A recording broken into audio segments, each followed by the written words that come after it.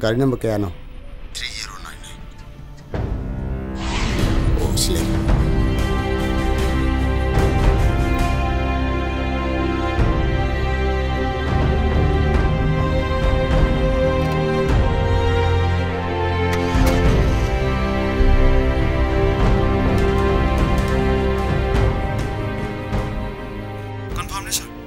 Baba. Confirm नहीं sir. Hey, number है 3099. 3099. अंथों तो करने sir. Scorpion white नहीं sir. Hey, यारे, okay. Okay sir. Hey, यारे, tunggu.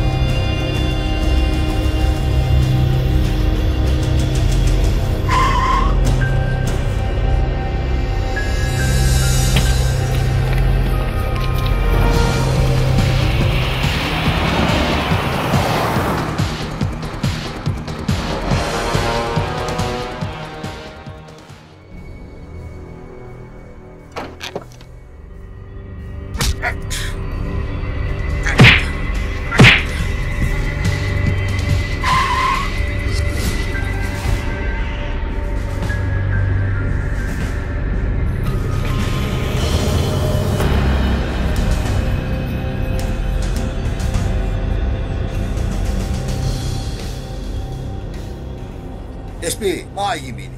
Sure. Pura ibisi number 4 ne. Ai mai mo. Om le de.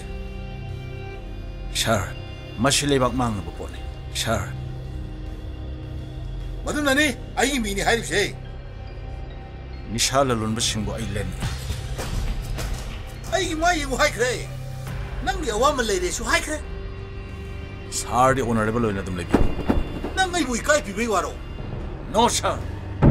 Ai nishala lun basing mo len. Maram di. No mai na hat pa mi ki machine de ge. Nishan hat pa mi ki machine ne. Kani opium pije dina Shinaba British nam thala bo ne. Madu ning ching ba pai. Mashe Manipur ne. Manipur. Mashe imale ba ne. Ai mai ko ra. Iramdam imale ba kan mashe. Ai khoi gi thone. Ai khoi yellow mission hirom kya le khata ne. Masilangak pa sin thongum si sa.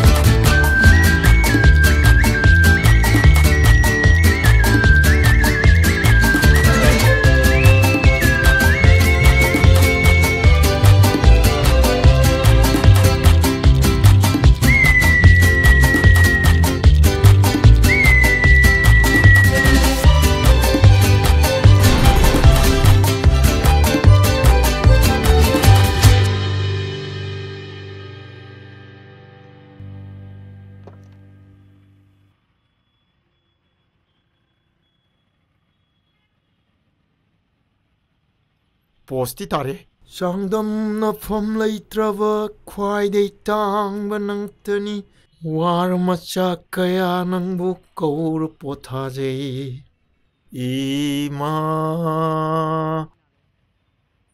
이마 이마 하이 까이더라게 짜닝바 까야 짜팡데 까이노 짜는 거 짜팡데디야 셋닝바 수 셋파팡데 낭무리네 짝짜들 봐이자 아싸 코이 마이 파락시디바 까이노 파락 아이디야 낭니네 파락디야 아이게 마복 셈발라이 낭 남미승우 오라노 낭무 눅싯 할라가 힝바 미러 나때 타오 할라가 힝바 미라이바 코이 마이 카당이디바 아이 짜닝드레 하야되나 까야다 논해 까이노 낭 하지 하이도 까이노 짜닝데디야 이바니기 싹 서록도 바보 볼랍 잡아다 옥다바 낭나 짜닝데디 까이노 하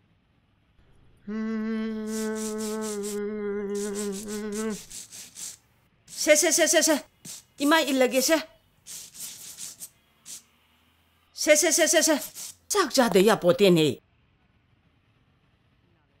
낭데 나상암다바수 만데 마호사다기수 한닥디 나사난바 얌 행깔레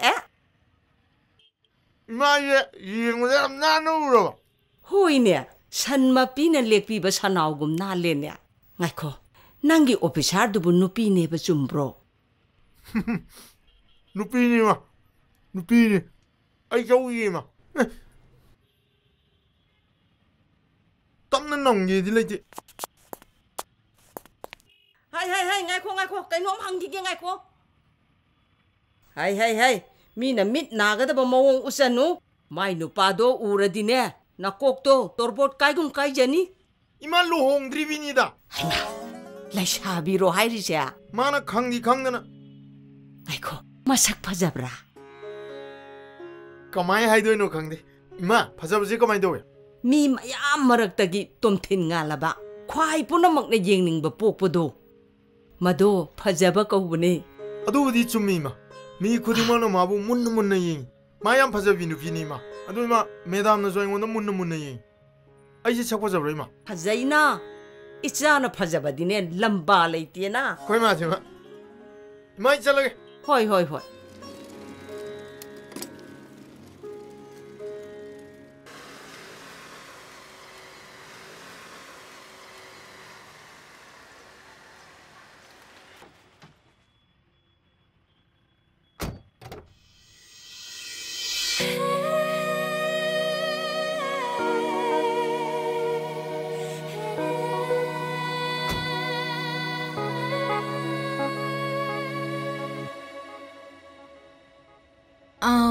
밍두부 농담 호이 창독비다 하이라가나 농담바 농마이 카폼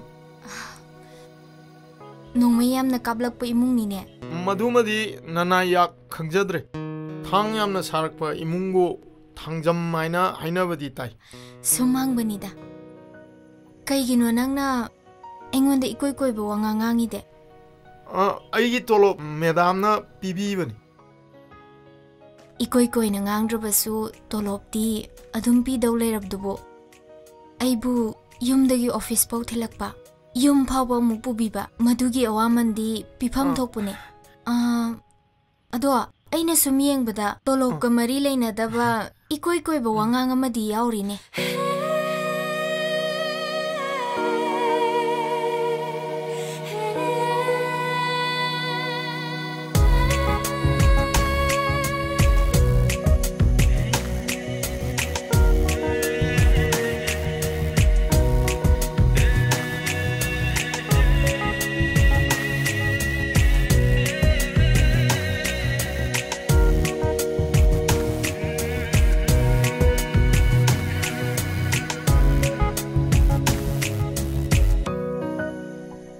ꯈꯪꯗꯦ ꯑꯩꯁꯦ ꯃꯤꯡꯁꯦꯟꯗ ꯌꯦꯡꯉꯕꯁꯨ ꯄꯪꯏꯗꯤ ꯏꯀꯥꯏ ꯑꯩꯒꯤ ꯊꯃꯣꯏꯁꯤꯅ ꯀꯔꯤꯅꯣ ꯑꯩꯒꯤ ꯃꯥꯏꯊꯣꯡꯗ ꯏꯀꯥꯏꯕ ꯑꯃ ꯍꯦꯛ ꯐꯥꯎꯍꯜꯂꯤ 이봐이 한들 라이브 노비 디렉터시디 봐 진짜 곱하네 하이스분은 우르바네 이봐이는 어디 떠오르네 하이스 좀 이봐이 가서 또 오네 sorry 이봐이는 왜 우버가네 찡러 나오는 쌍가 영을 노래 이렇게 들어오게 너 우르바 하이스 봐 얘가 강바이더니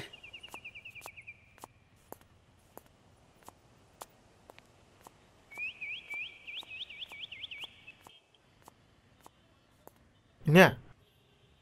하우, 농담, 낭 라브로. 호이네. Ngai khone nang di na saga se yam nang khalak le na handak tia. Ngai khone nokphe ka tauri dubu nang bukari khalli no. 이네 아이보 미나 이샤나레 파제이 빵아이다 하이. Nangonda di kana na phajai hai re iba. 욤다 아코이 마나주 해 하이호이. 시달라가지고 이네나 뭐 하이비레. 이 마땅나 이나 하이저닝부디 이네 하나데기 아이지 좀 파자라가 락자버니. 마얌나 문나 영전 미루다버다기 아이 파자버도 강비다버니. Ah, 이네 조잉원나 문나 숨 영비우네.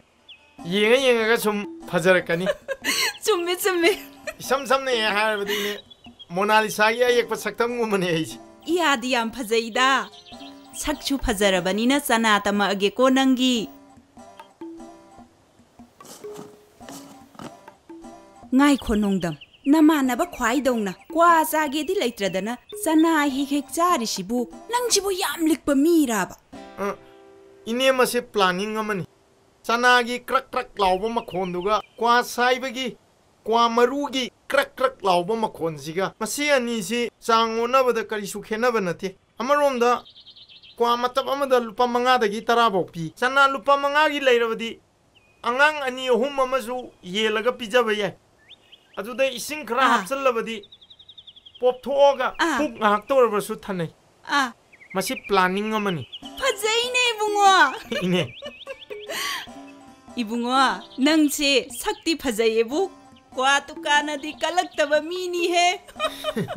아코 이네지마 따농담 매담 낭따 라오 올래 이네 아이 몰라케 Hai, nongdam, nang amukta sanga koko. Kulang thang ni ko.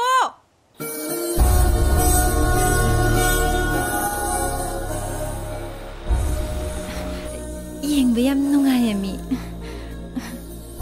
nupa kumana ma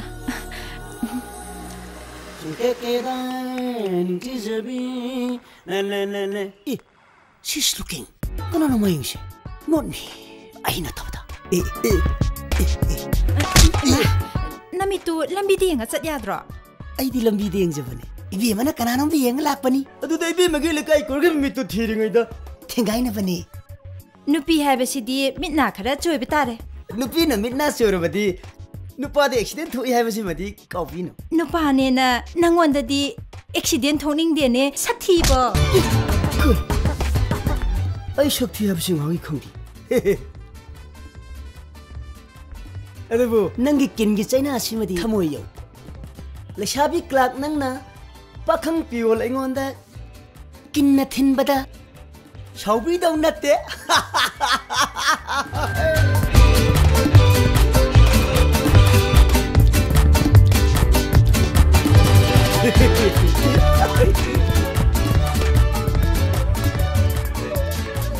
Kailan ta kung sen ni nung una kinatin na lamido. Aduni ay shukalime. Ay pakang ni. Malashabi ni. Ay di lashabi na pakang na kinatiladi. Nung pakang ni kalodra. Isa kita upajaba pakang ay koida. Yam na toy na thogba thodong ni. Nang ju na sak na taw upajaba pakang ni kalu. Ay shukalu kige. Ako may.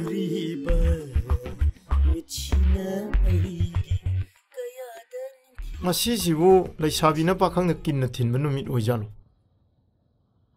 Koy medam na kauri ijibu ingon na kinatilak to jalo.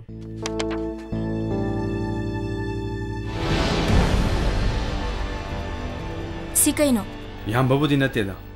Si irakanda ay nakhang na pakan. oh check iu sini ne Ako'y vai na je adumok ne. Masi medam gi mamangda leiramba office punamang na sanaramba. Office asigi tradition ne. nangi thabaki progress report document sing digada Madam, aina medam gi table mathara thamjari base. Ai gi thabak ki progress report ne. ekhoina tongnari ba thabak singse iramdam nungshibagi mahaw yahansi nakhoidi naramdam bu nungshiba mi mande ne ai sek ibanga moy mamangi tradition hojikti satnararo Madam, aina khangna am tawjage ke daroge. Ai so ayam khangma mini ke daroge madam. please As ke daroge madam. Aina am khangna am tawjage ke daroge. Madam, ako'y vai je wayam khangma. please mapandam ta Aina khangna am tawjage ke daroge. please get out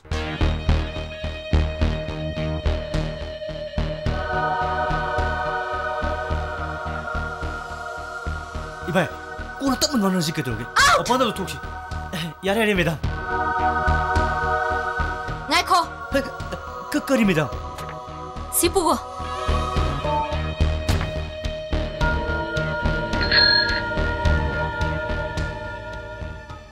Madam kari.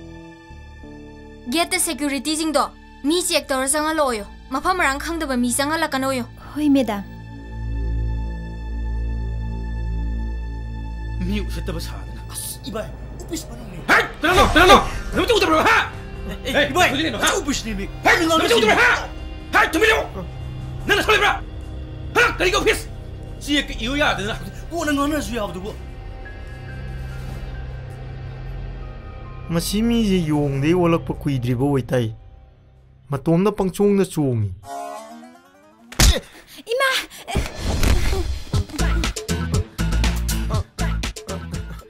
Ngasi je ai je mingon na pangtheng na thengjali. Lambi accident oiradi dozer oirabo pungtoi toira da pon. Kai deda. Pakhang lai sabi somhai na thengjinaba kai se. Pak thok ponte. Ado ngasigi thengai na basina isela magi ahobo oirasano.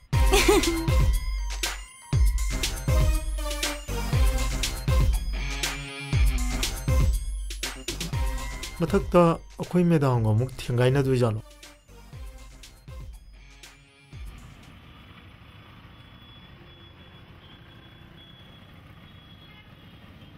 Hello?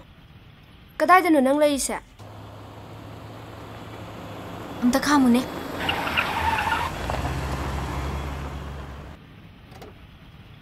Hello, Naubia.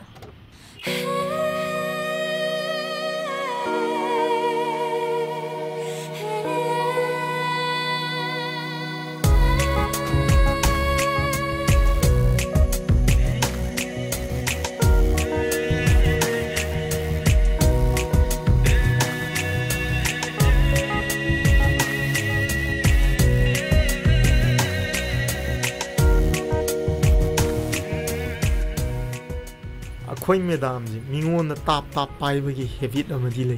Akhoi medam na tap pai rak pasida ai mai thong na hek nokphet to bagi habit chu le.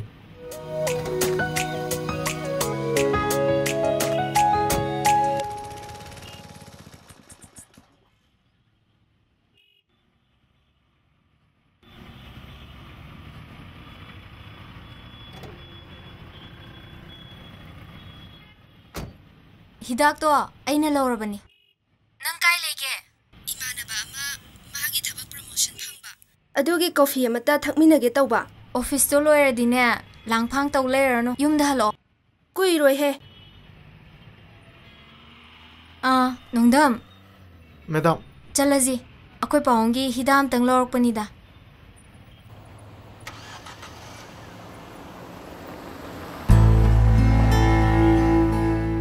Can I phone? Ai khoi se ne. Hey hangong iche, babung. Nang ji noi mung yam section bai wani ne ha.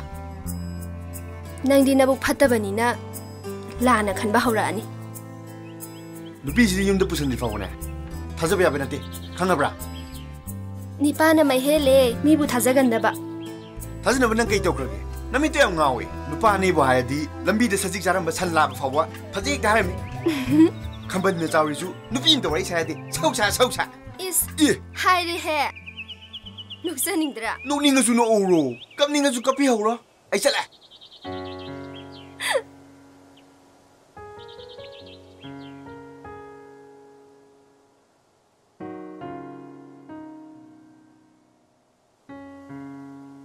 Kaigino ngasidi yam saugalina. Kaina ba habise. Unadab numituni ko. Farsu fatrasu aisha esaine. Ai sakthi bisu nati nupina ne yam yeng bazane. Nang muna sak phajayedi kanana haiba. Nang na haidudi. Na tawlai gai nang na haigri dudi. Adubudi aina nungsibagi haibanida. Nungsidaba mina thina uramadi. Phajayebada ma am leijaye. Ibi bana ngai bi ningdo. Ngai bi hawro. Ai chala. Yai phaba. Nang amadi noi magi tangai phadaba ai khangi. ꯑꯩꯒꯤ ꯏꯆꯦ ꯂꯩꯔꯤꯉꯩꯗ ꯑꯩ ꯌꯨꯝ ꯄꯥꯟꯕꯗꯤ ꯉꯝꯃꯣꯏ ꯃꯁꯤꯒꯤ ꯊꯛꯁꯤ ꯈꯥꯁꯤ ꯁꯤꯃꯇꯪ ꯉꯥꯛꯅꯕ ꯊꯃꯣꯏꯒꯤ ꯂꯩꯅꯥ ꯄꯨꯗꯨꯅ ꯍꯤꯡꯂꯤꯕ ꯏꯄꯥꯅ ꯍꯥꯏꯗꯨꯅꯇ ꯂꯩ ꯐꯔꯦ ꯅꯈꯣꯏ ꯏꯃꯥꯒꯤ ꯑꯄꯥꯝꯕꯗ ꯅꯪꯅ ꯐꯤꯔꯦꯞ ꯑꯃ ꯂꯧꯈꯤꯕꯗ ꯀꯔꯤꯁꯨ ꯀꯥꯏꯗꯦ ꯅꯪ ꯆꯠꯈ꯭ꯔꯣ ꯑꯩ ꯂꯩꯍꯧꯔꯒꯦ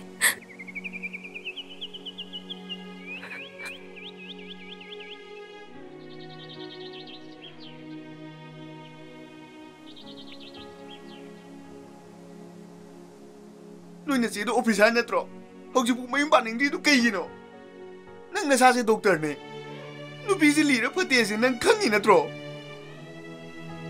ꯑꯩꯅ ꯈꯤꯇꯪ ꯍꯥꯏ ꯅꯪꯅ ꯑꯗꯨꯃꯥꯏꯅ ꯍꯦꯛꯇ ꯇꯧꯕ ah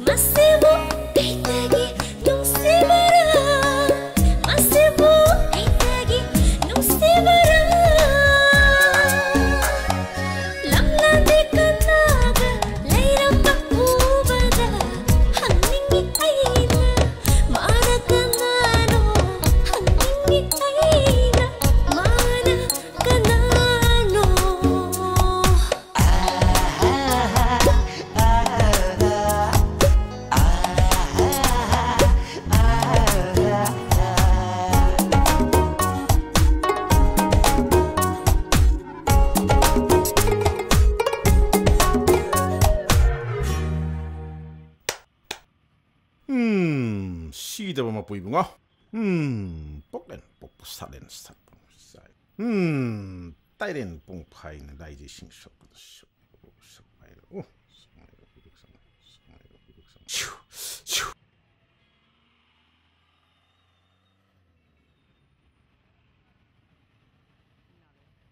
헤이 싹 토우 탐모이 토우 마이 통 토우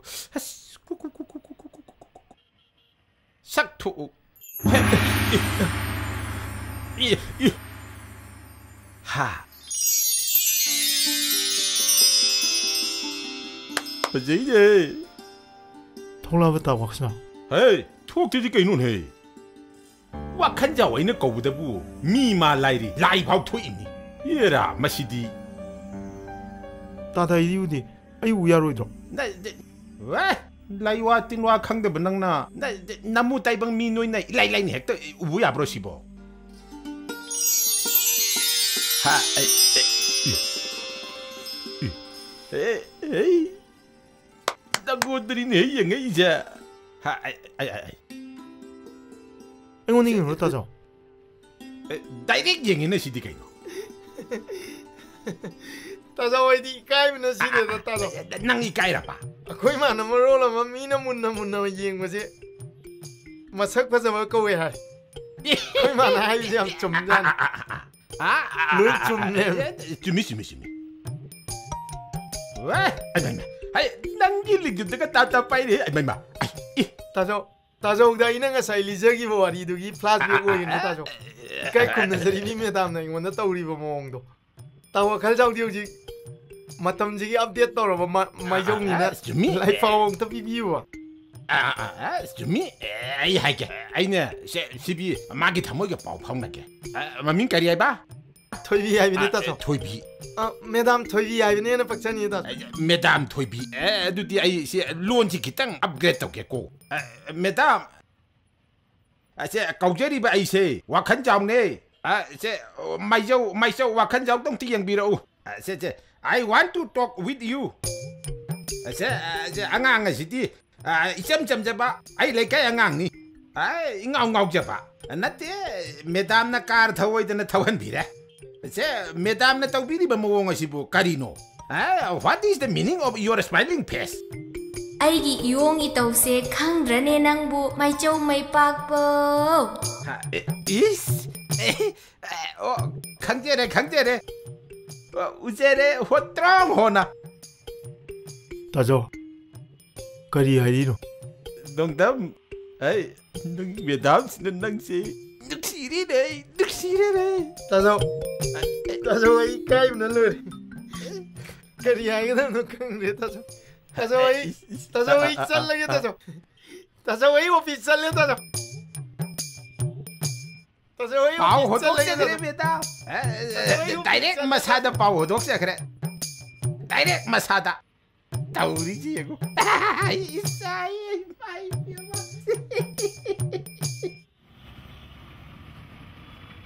이바이 매담 도이네 매담의 파자버시디 파자버네 이바이 파자버기 와니네 딱할뻔 맞다 오면 좀 야오리시니네 얘라 이바이 누피 때탄 바도 야 마이 이바이나부 까리기 닝한나비네 이바이 하이팻 깨실라가 영시라 하이네비 타도비네 이바이 파자크라바 이바이기 코이톰나라바 건제엔도나 레이리바 매담기 폴라시기 만만 하다자리 꼭 이렇게 이바이 거기 복전 싸우고 뭐 또 웃은지라 비오네 이바이 좀 과 맞다 아마는 센피 하이브수 레이비네 상치라 이마 마요마니지 kaya tare 이마 매담기도 시대 로비로 리싱 잡비야 야니다 이마 시대 오이나 로비로 아이 피자라게 이마 시대 로비로 그 매담네 봐 그이노네 이붕어 노이시보 ing원다 럭너리브로 용다 요비 랑찬바구마니네 타로 용비 ing원다 부 리싱 잡비야 이마 시대 로비로 살루기 이마 예용어도 아이나 하이드라 마게 미 우셨다고 뭐 야우네봐 아이 새 누피는 우셨다고 야대비지 난 칼잡을 능 까리야 누피는 우셨다고 야대야대 잘로 나 카자이도 국방 타게 잘로 라해 멍멍멍네 나타이샤다바 아 이봐 그건 없지 그 좀 저래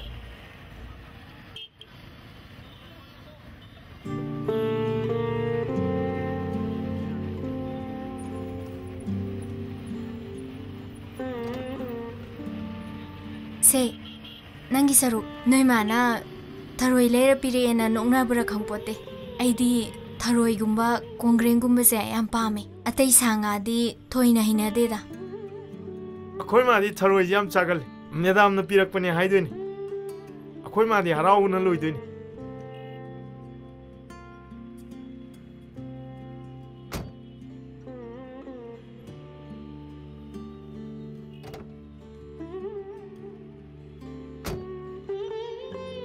ꯑꯩꯅ ꯂꯩꯔꯛꯄꯅꯦ ꯍꯥꯏꯗ꯭ꯔꯁꯨ ꯀꯥꯏꯗꯦꯗ ꯑꯩꯈꯣꯏ ꯃꯥꯅ ꯇꯥꯟꯅꯤ ꯆꯥ ꯆꯥꯗꯅ ꯃꯦꯗꯥꯝꯅ ꯀꯩꯅꯣꯝꯇꯪ ꯄꯤꯔꯛꯑꯦ ꯍꯥꯏꯔꯗꯤ ꯑꯃꯨꯛ ꯈꯪꯅꯣꯛ ꯅꯣꯛꯆꯗꯣꯏꯅꯤ ꯅꯍꯥꯟꯁꯨ ꯑꯩꯅ ꯆꯥꯒꯟꯕ ꯆꯅꯥ ꯃꯌꯣꯝꯗꯣ ꯃꯦꯗꯥꯝꯅ ꯂꯩꯕꯤꯔꯛꯑꯦꯅ ꯍꯥꯏꯔꯨꯕꯗ ꯏꯃꯥꯅ ꯆꯥꯛ ꯍꯣꯛꯑꯝꯗꯥꯏꯗ ꯍꯥꯏꯖꯜꯂꯨꯗꯅ ꯆꯥꯛꯇꯣ ꯂꯣꯏꯅꯃꯛ ꯀꯥꯝꯊꯣꯔꯛꯇꯅ ꯃꯥꯏꯗ ꯆꯕꯥꯛ ꯑꯣꯏꯅ ꯊꯣꯝꯖꯜꯂꯒ ꯂꯩ ꯃꯥꯏꯗꯣ ꯑꯃꯨꯛ ꯆꯥꯝꯊꯣꯛꯅꯩ ꯑꯩꯗꯤ ꯏꯀꯥꯎ ꯀꯥꯎꯔꯦ ꯅꯪꯒꯤ ꯆꯅꯥ ꯃꯌꯣꯝ ꯂꯩꯔꯛꯇ꯭ꯔꯦ ꯊꯤꯀꯥꯗꯥꯔ ꯃꯁꯛ ꯅꯨꯡꯁꯤꯗꯕꯁꯤꯡꯗꯣ ꯊꯦꯡꯅꯕ ꯃꯈꯣꯏꯗ ꯁꯥꯎꯅꯤꯡꯃꯟꯗꯅ ꯀꯥꯎꯔꯝꯃꯦꯗꯅ ꯍꯣꯔꯦꯟ ꯂꯝꯕꯤꯗ ꯂꯩꯈ꯭ꯔꯁꯤꯀꯣ ꯃꯦꯗꯥꯝ ꯌꯥꯅꯤꯗ ꯃꯦꯗꯥꯝ ꯆꯠꯂꯁꯤ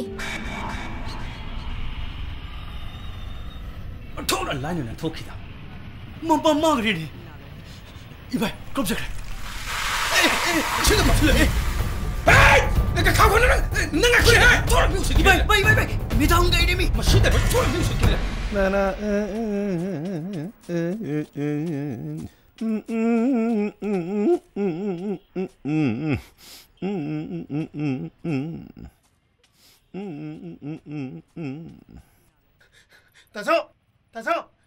따서 하이 따서 오피스에 양락배가 이만하가 강남다나 따서 운항 라인에 가리기노네 가리노 마이옴두나 타로이니 따서 해 하이 마리폴라 하이 너 시작가 다 부르는 거 통드립니다 따서 골매다 없는 비락번에 타로이지 따서 하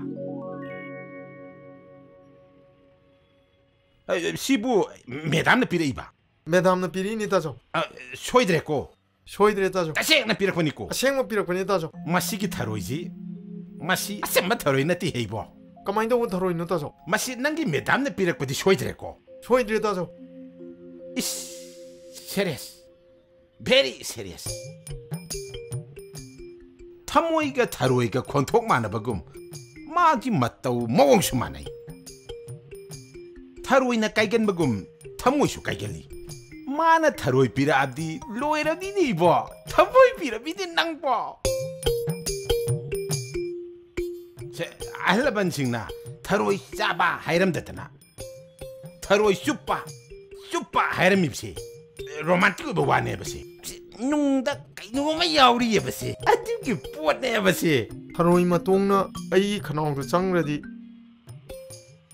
माई थमोइदो अई थमोइदे यौग्रेन हाइरो ताजो चुम्मेने इबो चुम्मेने बदुनिने हाय नंगी नोंगदमसी फैदा कोइबो अस नते मीने लुपा मयाम मा चंगना थबक तोंनबा वारोम नरिबनी हा नंगना मसिदा सेंजु तिंगदना कार थौरगा तोलबसु फंगे हा तोलब चाबी मेदाममसु फंगदौरबा वाखलगी वानिदा ताजो ओइबदी याव नतेदा नंग पामदबई वारनेबो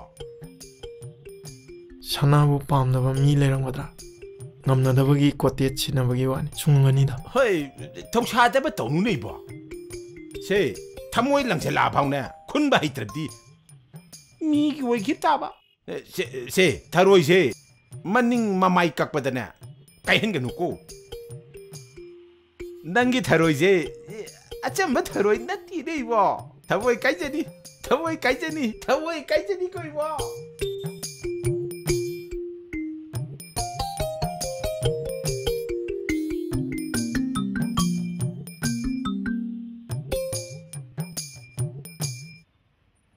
थारोई अमदी थमोई चुंगनीदा ꯐꯝꯗꯔꯛꯑꯣ ꯑꯁꯦꯡꯕ ꯅꯨꯡꯁꯤꯠ ꯐꯪꯕ ꯃꯐꯝꯁꯤꯅ ꯅꯨꯡꯉꯥꯏꯇ꯭ꯔꯣ 이만함సిం기디 레스토랑데 우나루버게 와리 ngaktan yang hangba mafamsida kari wai leidino nungsit ngakta 레스토랑기 와리두디 마통 자다바 와리 ngakta 오이리니 thau ngौदबा nungsibase angang masa기 nungsibu kawe कईनो थाव ngौदबा नुंसिबादे मोमो चोकचोक मैक्रोनी यावदबा लमहांग तोहांगी नुंसिबसे जिंगोंग सियागी नुंसिबसे थाव ngौदबा नुंसिबा कवे ꯆꯝꯐꯨꯠꯀꯤ ꯅꯨꯡꯁꯤꯕꯅ ꯂꯩꯅꯥ ꯄꯛꯇꯕꯅꯤꯗ ꯅꯨꯄꯥ ꯅꯧꯕꯦ ꯅꯣꯏ ꯆꯦꯒꯤ ꯐꯣꯇꯣ ꯍꯥꯏꯗꯣ ꯄꯨꯔꯛꯑꯕ꯭ꯔꯣ ꯌꯥꯎꯔꯛꯑꯦ ꯅꯣꯏꯅ ꯚꯥꯏꯅ ꯄꯥꯝꯗꯦꯒ ꯍꯥꯏꯔꯛꯑꯗꯤ ꯑꯩꯈꯣꯏ ꯆꯦ ꯏꯀꯥꯏꯅꯦꯅ ꯏꯆꯦ ꯈꯪꯍꯟꯗꯅ ꯂꯣꯟꯅ ꯄꯨꯔꯛꯏꯅꯦ 시로 시디 나비해 이스 파자브라네 짜나나 파세 난 댕겨드링아이도 나 시제 하나 댕겨서라마디 까리에바 후지기도 까이 하이바노 마시 북다 마 이떡떡이니 아이디 낭세 기부기 찰레 no 나비 please 아이디네 너원데 해나 파자바 까람 레이티는 미온다 하이리브니 뭐 타갓비라 누워 Aku ibai do is the one. Pakhang di senge ko. Lohongdri si pakhang nete di pakha ko bro. Adu budi aikoi sesu officer ni da. Officer oyere oiroi da. Aikoi ni gi lambi da tharbi ranu line clear oibiro. Ai sin na ngai bde ware. Noi na che do hai bu changa la dam ne. Aseng ba.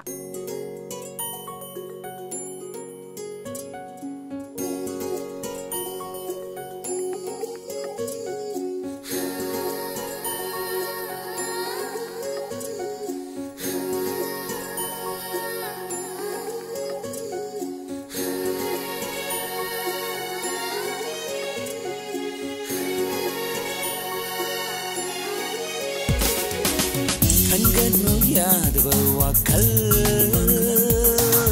undul leire gikota kanganu yadva wakal undul leire gikota mutpang amdrava nangini kireba maito atuna leire ai thamula kanunda mutpang amdrava nangini kiraba maito atna leire ai thamula kanunda kanagi nusibino nangu sai thabelo idrava fajabi kanagi nusibino nangu sai thabelo idrava fajabi toibi nungsibi aigi neda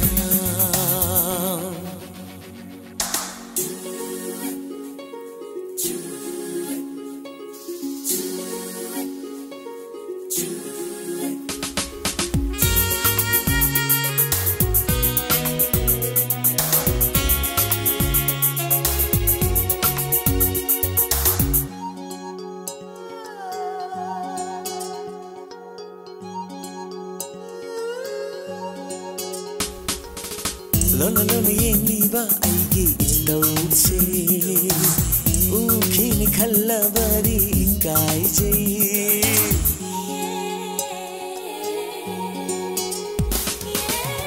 Lona yengliba aigi itause ukini khallabari kaije ittik ipadi natna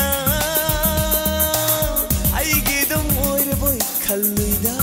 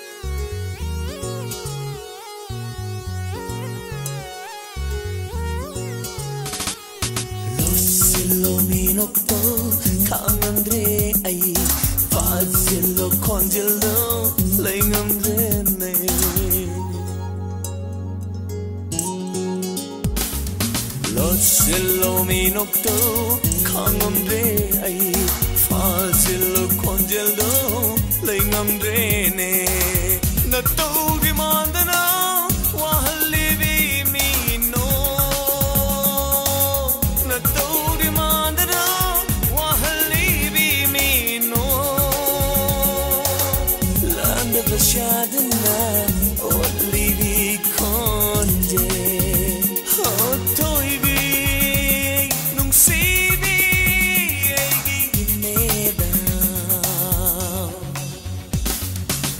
ꯈꯟꯒꯅꯨ ꯌꯥꯗꯕ ꯋꯥꯈꯜ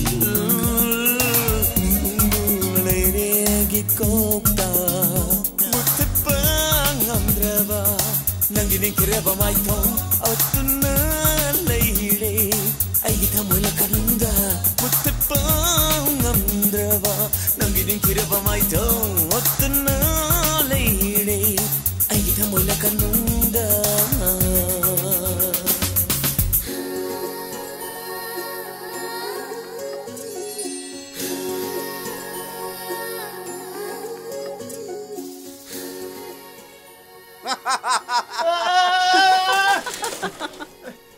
Hey!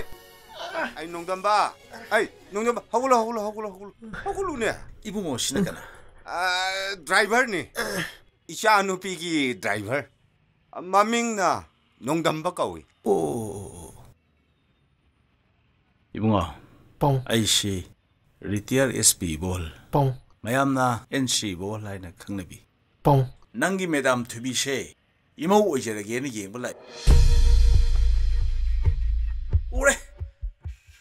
마 묵싱렘나 닝티나 파제브세 아이기 밑 아시다 아무것도 우기드리 이모 오이라게 하이드나 짭 용나 칼레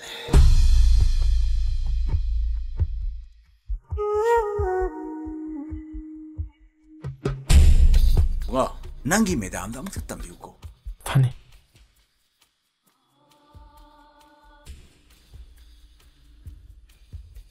마파세 아이기 핵 복미나바 이붕니 I money नि इया नुपादो SDO नि सिंग the posting ताई mama दुदी ngन लैखिद्रे चावरब yum मदो हांगलग लैबदुदा तासौसे भलंटरी retirement लौरबनी नंगी madam दुना लैबदा ओंथोकना नुंगाइरगदबा वारी से नोइगी मेदाम दुदा खरा तमुको फनी अदुदी तासौवा अखोय अमुक चटनबा तौरसिरा चसे 여기 딸에 내자. 아디 아무 욕절게. 아이 통한 방 팅독 세. 강제래자. 마신 만나와 니신 핵루 홍기보다 뭐 짜오 비빔시도 이탄단이 닝오니라 아빠들이 이디야 돈이라.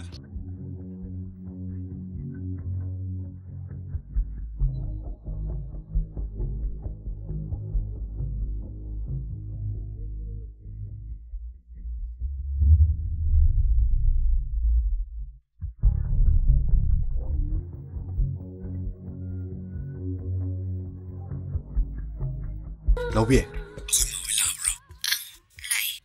너희 마가 너희 맘 한가 라이 아그 마나 낭디 우키브라 우키 너희 마나 시라 마이 마나오피도 나 항악부 수아이 라와니 마마네 잉이드나 너희 제드네 아그 마나 잉이드나 나원드네 이스 너희 세가이나 너희 나바이가 오이니 오이로이슈 컹더버두부 नबी कनादनो नंगना प्रप्र पाव मुतमीदुना याइदा पाव दुम पिनो अस अखोइ जेजिदि से तानोंदम्बसे सुमांगदा सुम लेप्तुना लैरे संडे नुमिसिदा कोइरा इमाने अइना उंतंग लाओ हाइखिबने चंगोयो होय से आई कौरके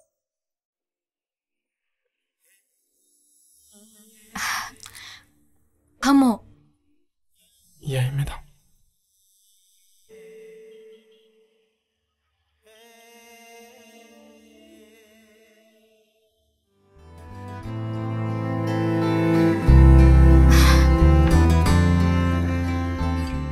मखोई लाक्ट्रिङैदा अखोइनी वरी साननिङबा मखोई लाअमे अइबु मखोइना उख्रे मसी पुन्सिगी तांकक अमनि महौसा अमुक्ता खल्लुदबा मयाम अमा खले ngasi अइबु येंगबा लाकनि pav फंगबदा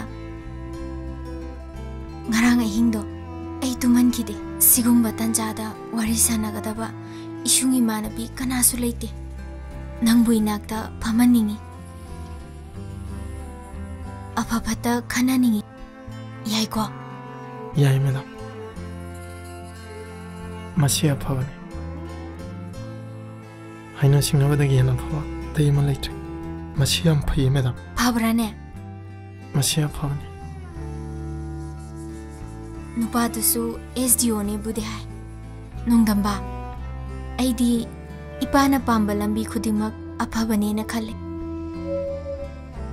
nangna su khangi duni akhoi paung se heart patient ne ai ipane yaroi daba phireb amta logthe akhoi gi di ibung ipa kana su lejate masina ne nanga wata na pham oiriba kaide ko kaide bena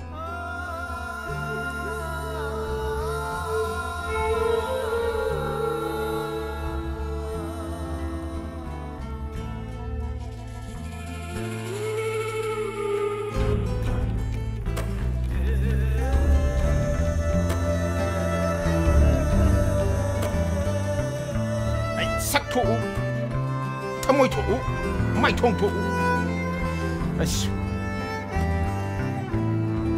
nanggi madam na nangondi yang ise yengune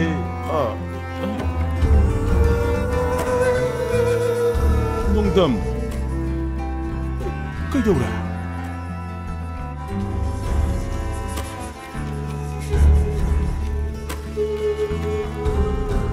nang kaidora kini bunga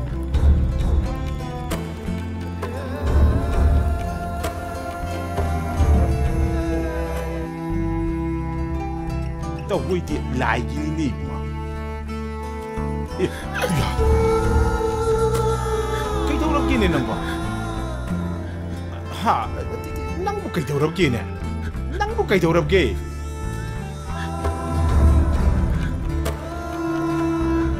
ta cho hay hay mẹ đam đâu mẹ đam đâu đồ hôm nào hóa lời là cái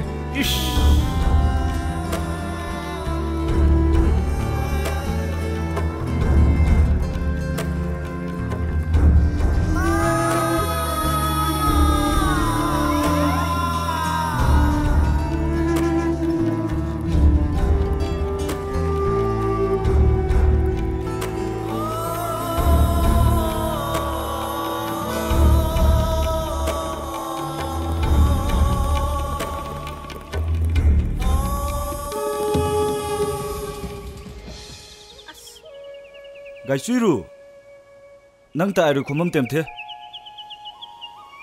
tabui khang cho nang tuna dok tai pha khang cho tabui khang cho tu mai makna ai kapu takum sukhang cho as adu ikai daba mai zak thai mak mai ai majak I ti tho akum na kapu sutong ni na as le kai ma sen ai di ikai he ai di ikai bide ai ko di sungi ikai de ai di nang munung sie gai suiru ai rui nang ta zene ai rui nang ta zene ai rui nang ta zene hey ai rui nang ta zene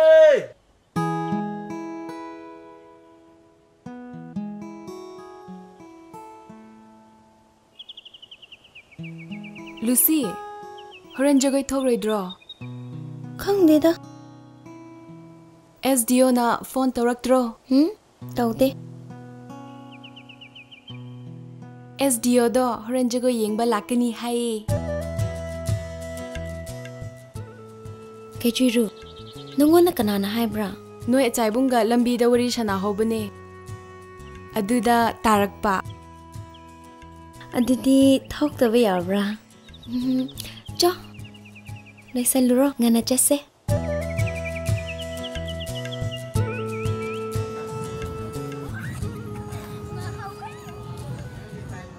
SDO साहब असम दे लाखबिरो SDO साहब लाखबियो SDO अखोई मयाम ने नंग मुंगाय बने लाओ संग सि लाओ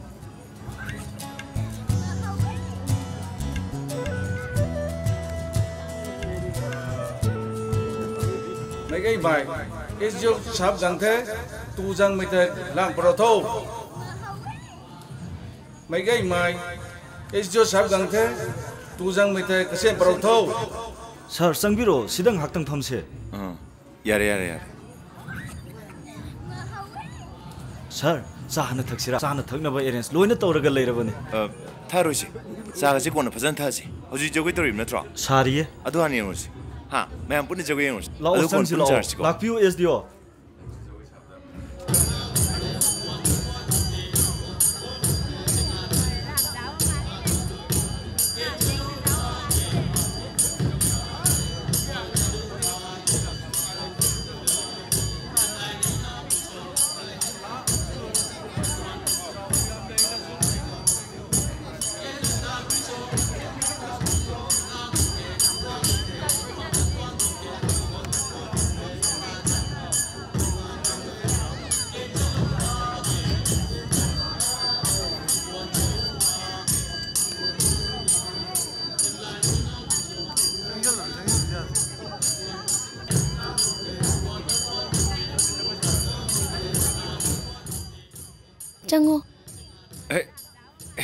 ꯐꯝꯕꯤꯌꯣ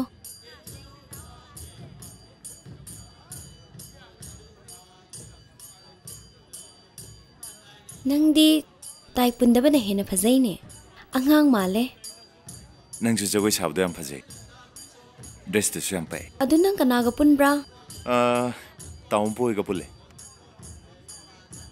ꯅꯪ ꯖꯧ ꯊꯛꯄ꯭ꯔꯥ ꯊꯛꯇꯦꯗ ꯊꯥꯖꯗꯦ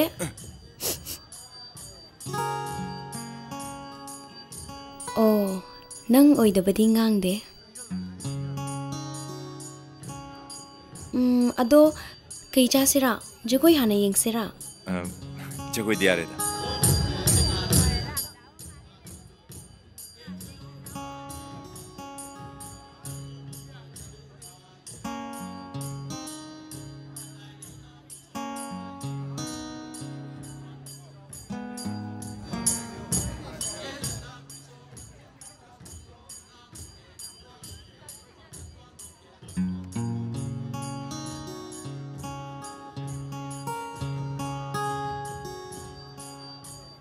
ꯑꯗꯨꯗꯤ ꯀꯩ ꯆꯥꯁꯤꯔꯥ ꯑꯣꯏ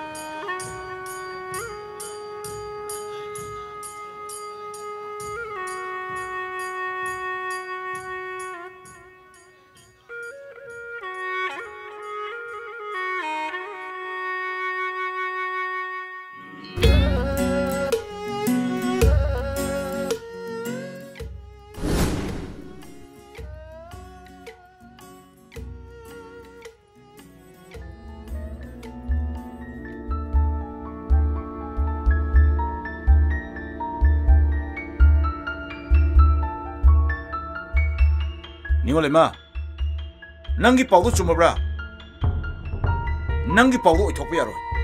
Aigi nakta la, hojik magni ne, hojik mula.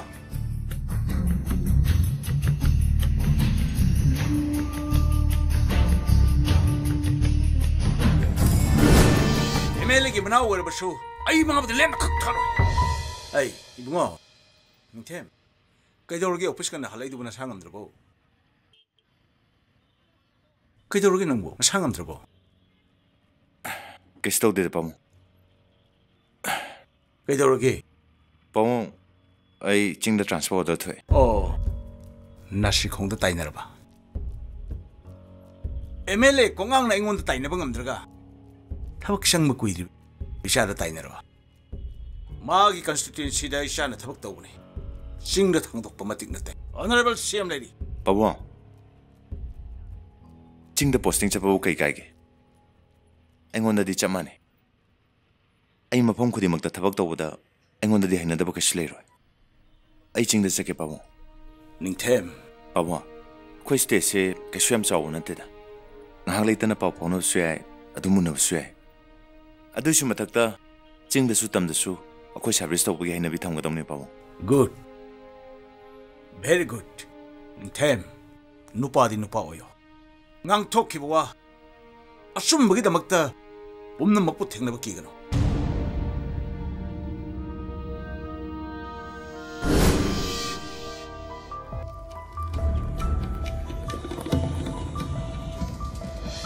아씨 시디 얌 루니네 시보 호나버 와라이바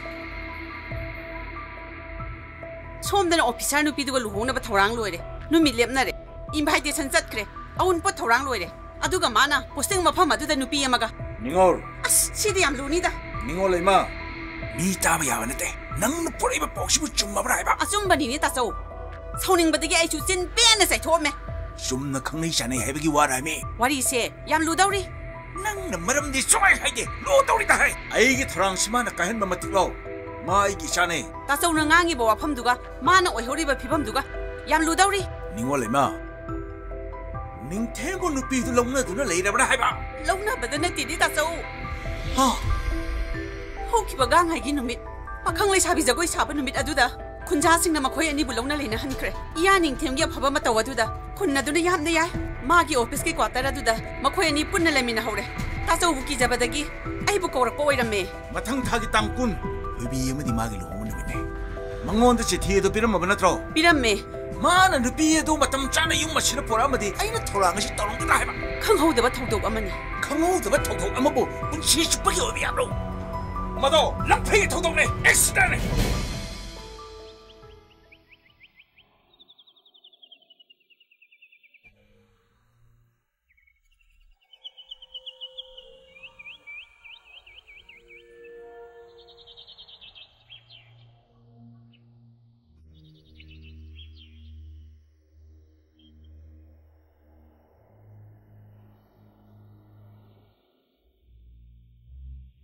कनागी लेटरा पाबुंगिनी पाबुंगना एबु लौबा लाकनी हाइब्रा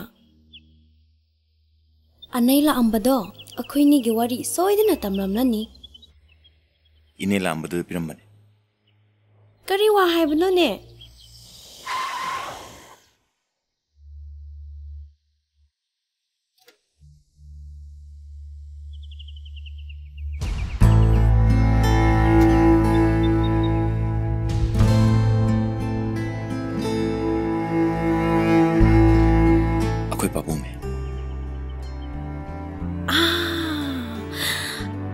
बुलोबा लापा सोइदना ओइरमनी करी तोसिरा अइना अनैदा पाउ लोइनमक तमखिबदो अइ इचा फंगदोरे हाइबदो इपासु सोइदना खंगलमलनी अस अइदि इकायेने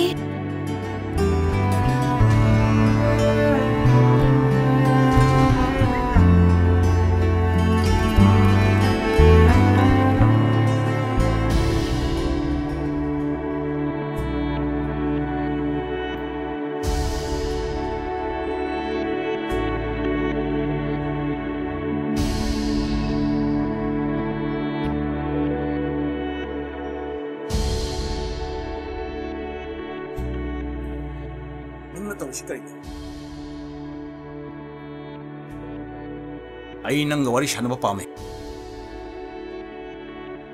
आई खोय नि खक्ता लुसी पामुंगी चानबा थौरांग तो अपा आई चानबा थौरांग तोगे को अदो अपा करी चासेरा यारे आई मी यावरी थौक श्याम ले होवे थेंग बयादे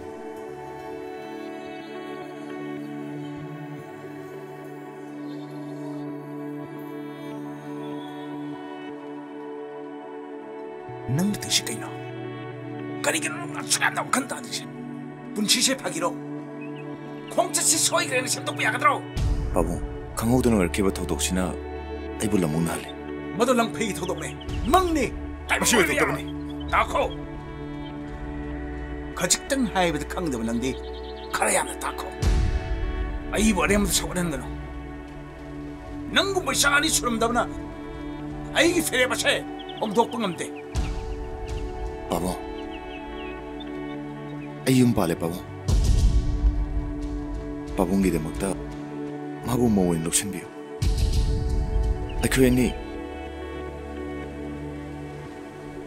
अखोयनी चा फंगजगदरे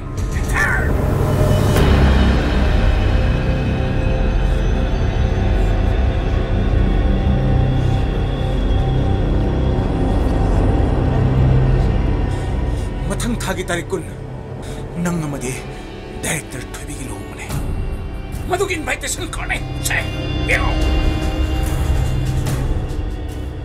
नंग नहीं वो चुप नंग चिंगना वापम पुन्ना मक वाते नरम लगा नंग तंपाक ता थुन लगा दबने बाबू बाबू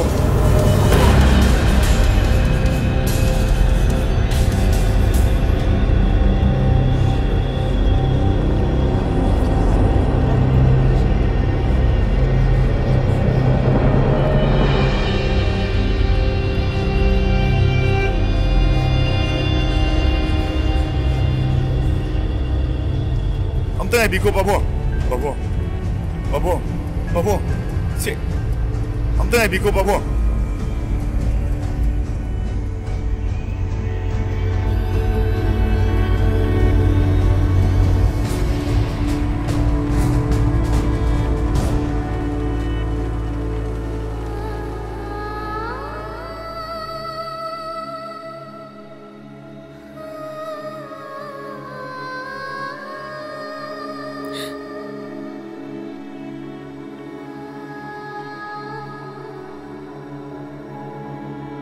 루시.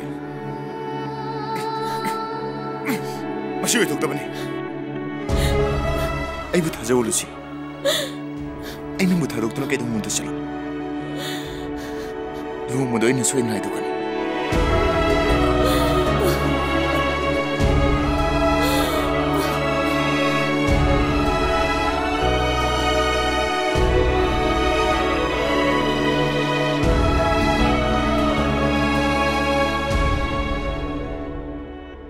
Madam, katsingsibu디 ai loina pukrageda. Ado Madam gidi potbudi amta watlamaroi ba. Lintoisu Delhi dagi halakpada Madam gi phi oina leira ani na hai. Madam gi awat palaitrabasu aisu amatadi pangningba. Yaida, noina pamba mehte yaida. Aidi luhongbase thoina chauna tawbasu pamde. Karigi chawdaba yabrane Madam. Aikhoi asuk yamna leiribasidi. Nipadusu SDO ni aduga Madam su director ni. Yam chawna honggadamni kaino Madam. Madam gi luhongbadi tarai na loisinba yapote. Ibungo, noina ngangna riba Madam thoibi dudi luhong ki daure ne. Kanararoye. Eraine. Ikhoiga yaw yawdana mana luhongam ponteda. Kaino ne ibungo? Noibu magi kanano. Mama sak phajari sidi. Haima. Ai sen pai sidi. Phajabiga sen pai baga yam naknaba mai leng. As. Ai ga ayaba yawdana mana luhongam ngamudra. Kari watano da. Hojik office sidagi aina mabu khudang paida sing thorpada. Kanana kidungam nino. Tawnu ibungo. Chel paiba singna tawning bada tawba yadrabani ko. Ini jadi tubigi for suang yang ngai ne. Popam pam ini na. Kedong ngamdino. Ha kan ngamdino. Kai ni gisi. Mi luhong gitu. Matam ini mo isi dia.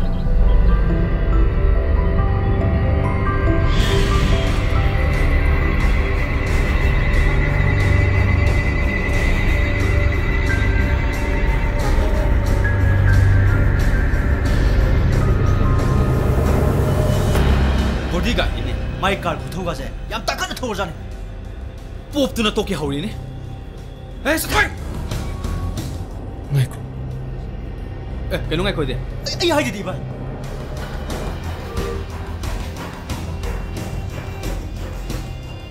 Kenu ngai ko de. Ibai ma si takat pa ma sutok tok ni. Nang na kidog duri ba.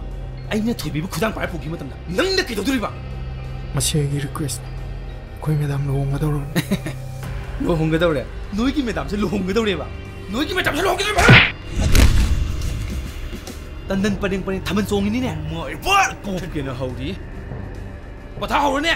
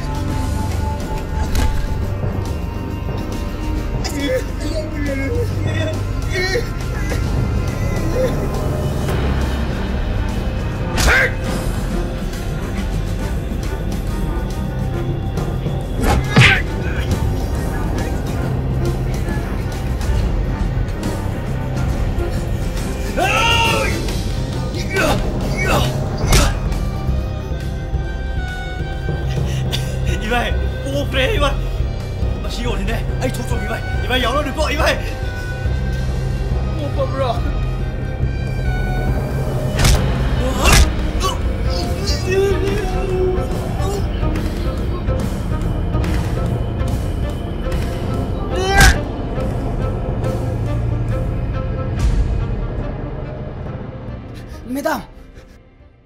Jango. Madam. Kaino hayune. Driver nungdamdo. Inigi pofamda Madam gi maramda miga yam tina khanawre. Madam gi maramda miga yam tina khanawre. Madam gi maramda miga yam tina khanawre.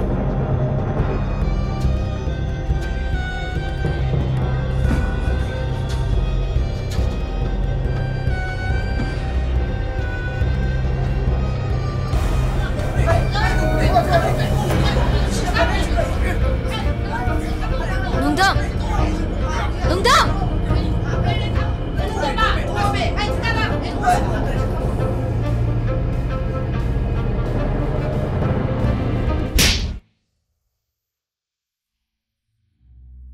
ꯌꯦꯛꯅꯕ ꯁꯦꯝꯕ ꯍꯥꯏꯕꯁꯦ ꯀꯂꯛ ꯆꯥꯎꯕꯁꯤꯡꯒꯤ ꯃꯆꯠꯅꯤ ꯀꯂꯛꯄꯅ ꯅꯨꯡꯁꯤꯕꯁꯤꯕꯨ ꯃꯥꯡꯍꯟꯕ ꯉꯝꯃꯤ ꯊꯋꯥꯏ ꯄꯥꯟꯕ ꯈꯨꯗꯤꯡ ꯅꯨꯡꯁꯤꯕ ꯃꯔꯤ ꯊꯝꯒꯗꯕꯅꯤ ꯃꯁꯤꯕꯨ ꯃꯥꯡꯍꯟꯒꯦ ꯈꯜꯂꯛꯄ ꯃꯤ ꯈꯨꯗꯤꯡ ꯑꯩꯈꯣꯏꯒꯤ ꯌꯦꯛꯅꯕꯅꯤ ꯃꯈꯣꯏꯗꯒꯤ ꯑꯩꯈꯣꯏ ꯂꯥꯞꯊꯣꯛꯀꯗꯕꯅꯤ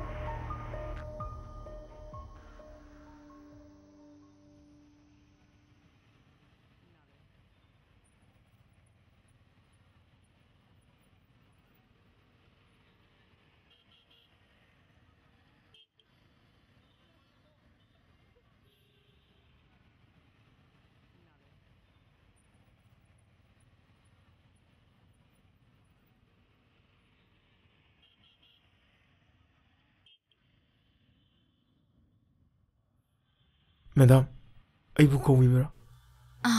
Chango.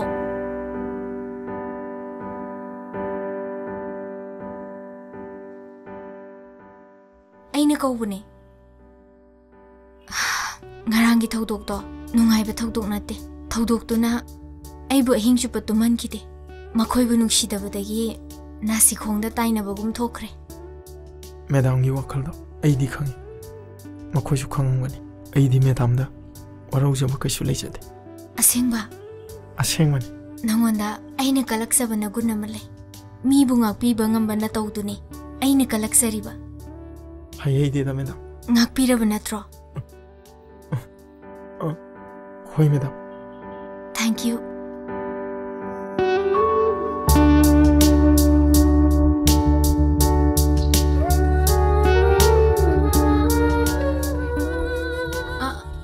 Amta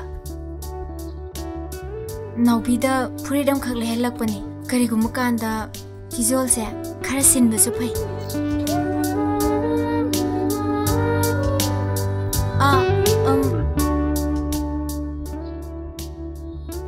Nang invitation Micro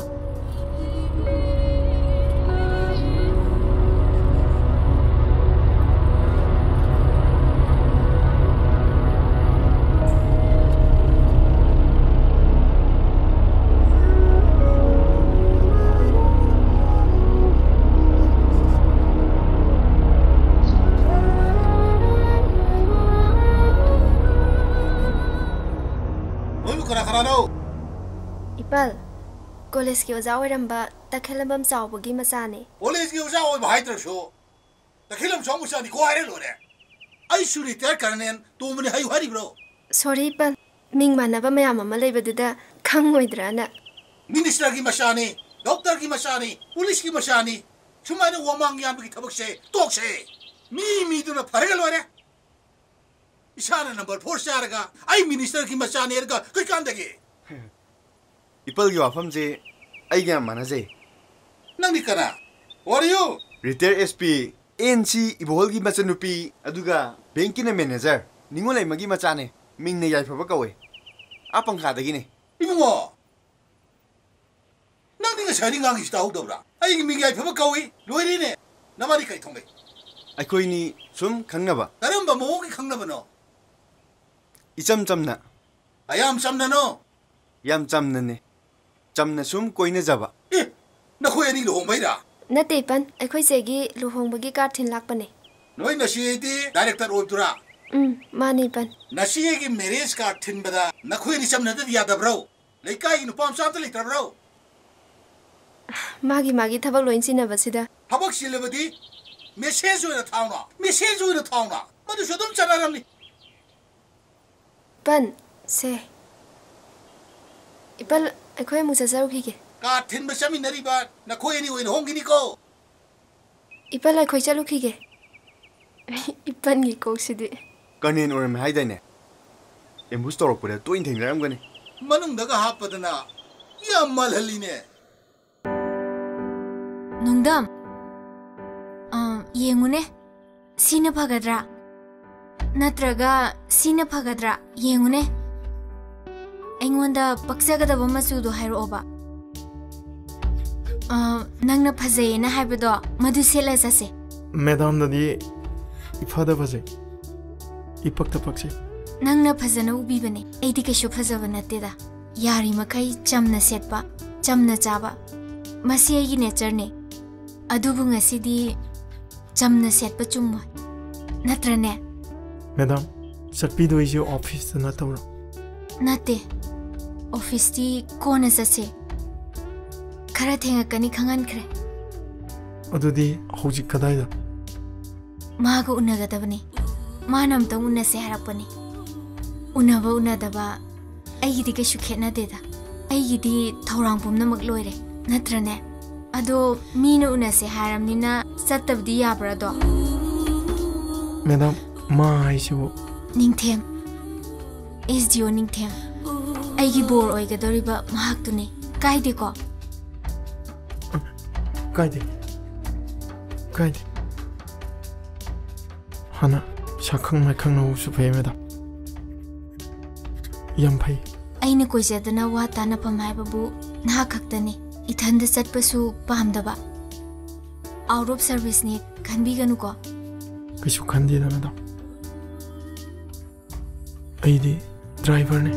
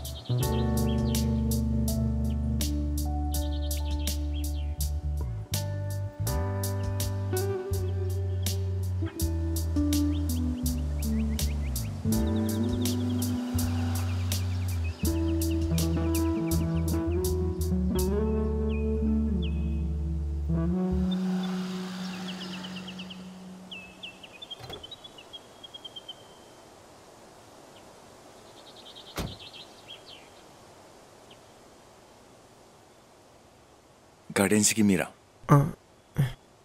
मफम madam थोबी कौबी लाखिब्रा सर से SDO माने आई SDO निंगतेन कुइरे मैडम ना सर बुंगाइबदी थैंक यू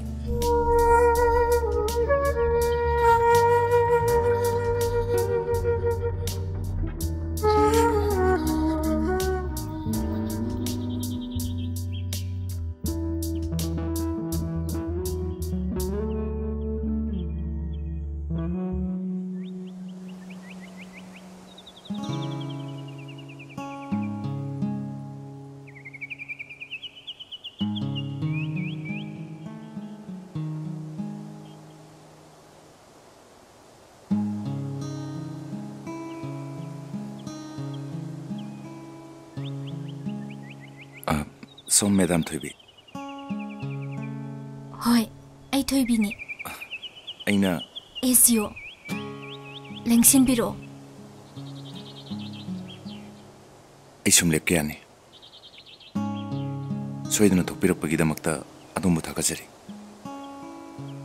असुमना उनाद्रबसु अइंगोंददि अकाइब लेजदि तोफम थोकपा हौनबी पुमनमक काइद्रि अदोमना उनासे हाइबगी इचम चमना थोकसरकपनि उनानिंबगी तंगाइ फदबदुमतंगदि खंजनिंगी आनसिंगना थोरांग तोरिबा लुहुंबै वफमसे थमुसिने याबिरबा पाउखुमदि मांजौनना पिजेखरे लुहुंबसे यारगदि इपागी फिरेपति लाइमकी फिरेपनि हिक्तोकपसु ngamjate phai haina su khalle masinabu haunabi pumna makaidana madam मसी रिक्वेस्ट ने रिक्वेस्ट तंगाई फदना लुहुंबसे याबिरकनु आइदुना आइदुक चके लाक्चबने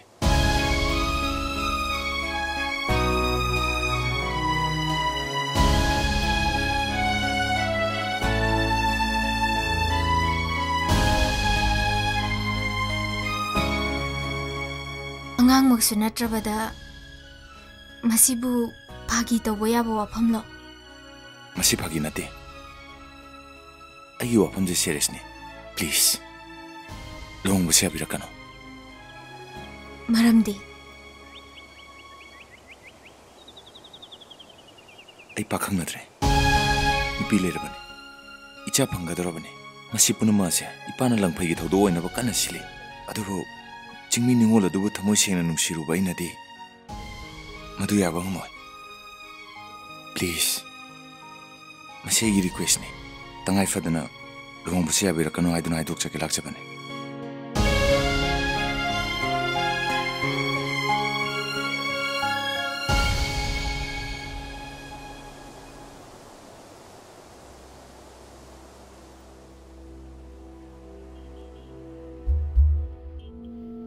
luhonggadaba buhur aduna luhongwa ngamlaroi haidoklaribwa asibu tairong pansida chatnaba wara ichagi khayat nungsiba sadna chakhoma ma insin babu missplit tore engagement gi mingda aibu missplit tore aibu lana lamyang mani aina lemna kaktak loi phana khukan pangan ba imung arabso aina lemna kaktak loi aina lemna kak babu babu babu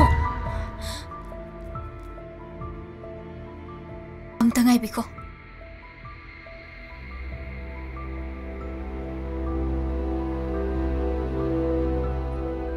imung manung office ki marup mapangsing leikai gi sagai gi mi pumna magna ai lohong bagi numit pu khut thek tu na ngai nari kai khraba lohong bagi wari na ꯇꯨꯡꯗ ꯅꯨꯡꯉꯥꯏꯇꯕ ꯊꯧꯗꯣꯛ ꯀꯌꯥ ꯑꯃꯅ ꯑꯩꯈꯣꯏꯕꯨ ꯉꯥꯏꯗꯨꯅ ꯂꯩꯒꯅꯤ. ꯅꯨꯄꯤꯒꯤ ꯃꯄꯣꯛꯇꯤ ꯑꯃꯛꯄ ꯃꯐꯝ ꯑꯃ ꯍꯦꯛ ꯂꯩꯈꯤꯕꯗ ꯃꯩꯇꯥꯅ ꯋꯥꯏꯈꯩꯗ꯭ꯔꯤ ꯐꯥꯎꯕ ꯀꯣꯛꯄ ꯂꯩꯔꯔꯣꯏ.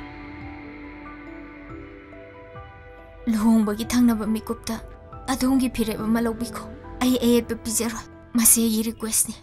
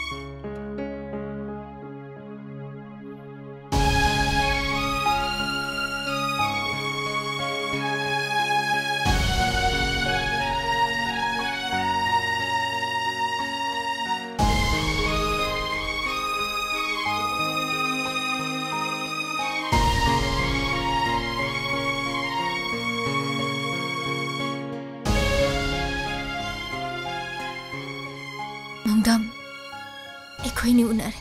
ꯃꯥꯒꯤ ꯑꯄꯥꯝꯕꯁꯨ ꯃꯌꯦꯛ ꯁꯦꯡꯅ ꯈꯪꯉꯤ. ꯑꯩꯒꯤ ꯑꯄꯥꯝꯕꯁꯨ ꯃꯉꯣꯟꯗ ꯈꯪꯍꯟꯈ꯭ꯔꯦ. मैडम प्रॉब्लम मागा सोइदना लोंगसे हाबति यानारे अगी नुंगारब पाउसे नंगना अगी पाबुंदा सेंगना तंबियो को नुंदा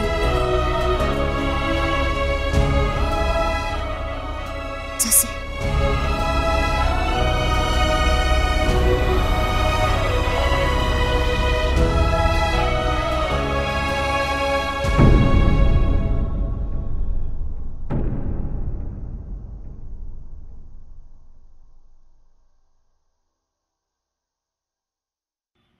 ताउदी दिल्ली मणिपुरी ओइग्रमनिना नुंगाइरेने यामना अदोइता नसागी लुहोंबसिदी यावदे यादबनिको इमुंग पुनमक लाकदबनिने होय होय अतै मपान लेगिबा मारू मपांगसिंगदो लुहोंबसि यावनेना लोइनमक पाउ पिर अबनिने इसागी लुहोंबसिदी यावदे यादेको सिदा इसागी लुहोंबसिदा मयाम पुलप उनहौदरदि पाक उनबा फंगदौ मानदिने ता इराई थुंगनगा फत्तबने वाखन खितंग नुंगाइतबदा निंगबा खितंग काइबदने आई हक्सांगजे आई लोइबसु खंपोतेने इता इमुंग मनुंग पुलप लाकपियुको आई ngaijरमगेको होय होय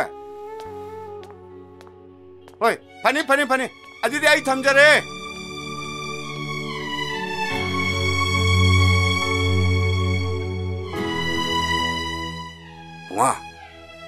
ꯅꯣꯡꯗꯝ ꯂꯥꯎꯅꯍꯤ ꯂꯥꯎꯅꯍꯤ ꯄꯥꯎ ꯇꯥꯅꯤꯡꯉꯤꯅꯦ ꯏꯄꯥ ꯐꯝ ꯐꯝ ꯐꯝ ꯐꯝ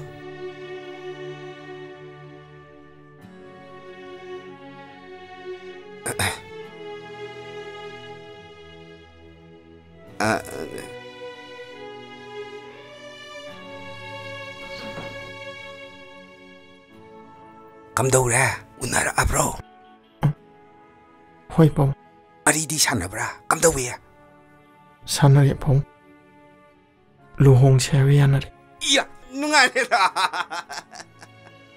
세 이마기 명도 있는 이러보니까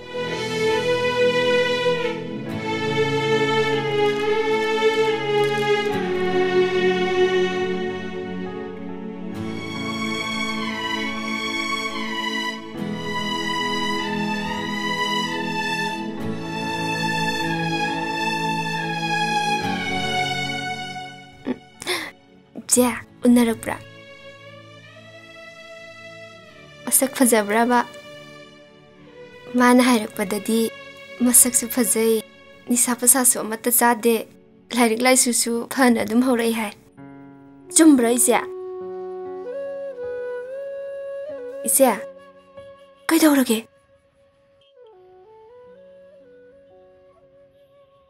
나오비. 그이다오라게. 닝올로이비 마복시 농시드라 이실리나오기 분시 럼카이도 요래 이몽시기 미허이 쿠딩 우리부 보사 쿠딩 이세가 디카이네라니코 세 나오비 낭 바봉부디 농아이나 탐무코 세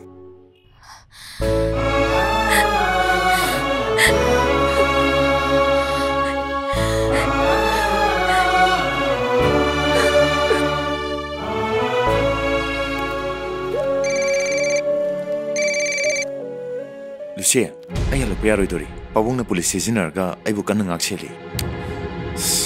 루시, 아이 홍디에. 마시디 마밍타기 오이발로 홍마니. 영와이 와이게. 롱부시 할라바네. 아이움다 리로이. 호텔 리기니. 아두가 망아니 자가오블로가 아이낭이나 낙타 스웨덴 라카니. 마마 오이가다우바 누피 아마나. 마푸로이바나. 람란비 아마가 루홍가니 타와다. 녹나 따람가드라.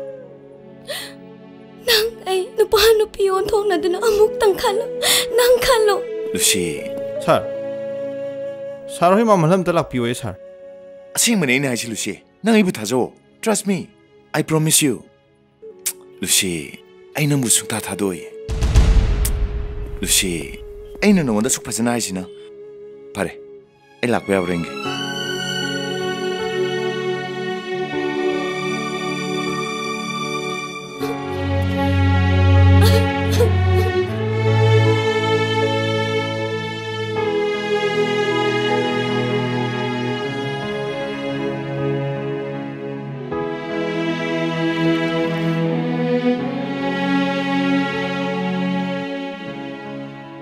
Kaidaure SDO na halaktabagi maramse karino khumune nangi se manungda wa lotpa ama yawba mali magi mapa lakpada khungi ahan amata unadana chatkhibagi maram karigino khumune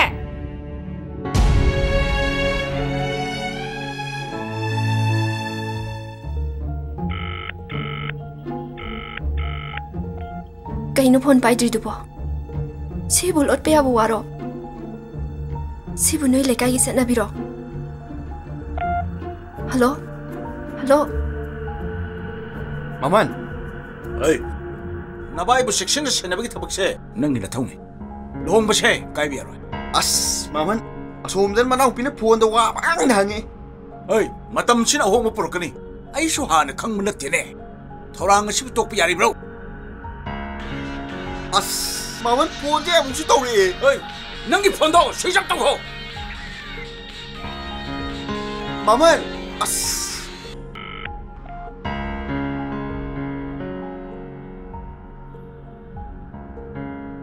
에이, 아이 가서 가일래. 사, 사로이 바봉나 빠이 그래 사. 까리기는 바봉도 비리시보. 나티, 너희 맴도 지게 있노 하니. 아이 집우 크리미널로. नोइने सुमाइना फाजिलगा आइजे थिंगम हमनी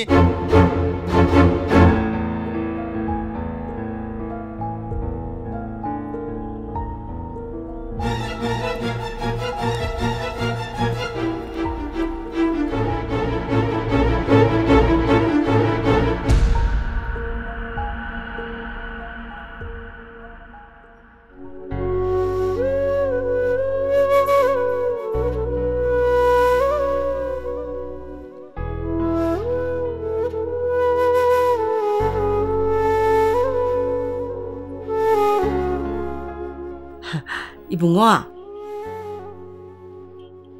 isa haleedana nangna on potin ba yawru rabanina luhong basina ima hek chatlurage noi madam gidi awon pot mopop masai ga to yam yamam gani bo moi officer ma senina mapa su yam sanaida awang baga anem baga hauna sami bungo kana gumba thik anembana thak awang ba lamu bada kapna punsilen ba kokthong ma yawri banine aduga ne haujikti thoibi do mapuroi bagi makha pon garbani mapuroi bagi wahai ma yawdrabadi ne magi kar thobodo imati pamdre bo hoima ai thawra hingnaba lambi ma yengake thawadum laini dema ho aduni akhoi di misak mi thok leijaba su natti to mina phattana ngangne gi base imadi taba ngamo ibungo tolo phangba thabak ni ti haiba bo mana leisabi nina luhong khiba tabani se nang amu gyum sangamu ko ima mok chalage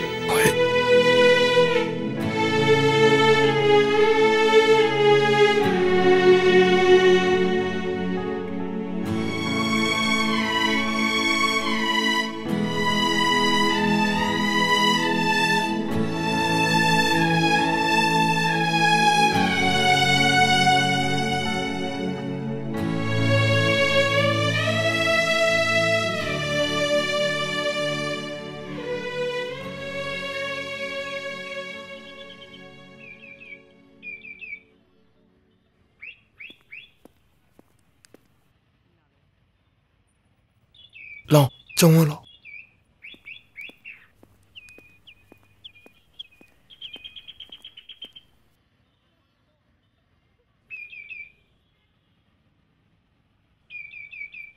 Tamo. Imadi luhong ma chakre. Oh, aikhoi ga zatmina sena hobala aga. Ado tamo di chatloidro. Aidi on potin be yawre. Halak padangai. Oh, yamna wabikre. Luhong basu laktaba yadena madam na phone da hairakpa. Madam na mabung sakna khurumjani su hairakpa. Aduga atopa wafama mana tamo aisu luhong ga daure. Kadaida kanaga. Aikhoi office ki pion oiba takhomaiga. Takhomaina ingonda pangtak tatakpa panghai da haiba. Aisu adum ya thokraba aigi luhongbadasu soidana lakpiu ko hoi adudi tamo ai zakhinaba taurasira hoi ai tinoge yani tamo ai dum sasarege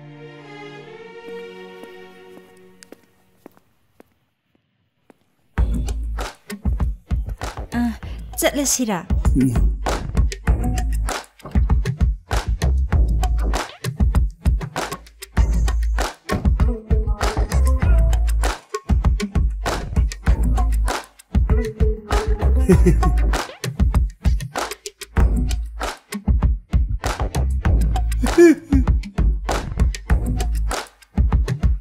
Nongdamba Khoi mudi nang babu kallabadi apa balai phangmani klak lai shabi mabu pion pakhang amana lo bayate haiba chana pathap leite pambu pamlaba nungbu nungsiraba hekta phongdo u thin thaba tawdana okay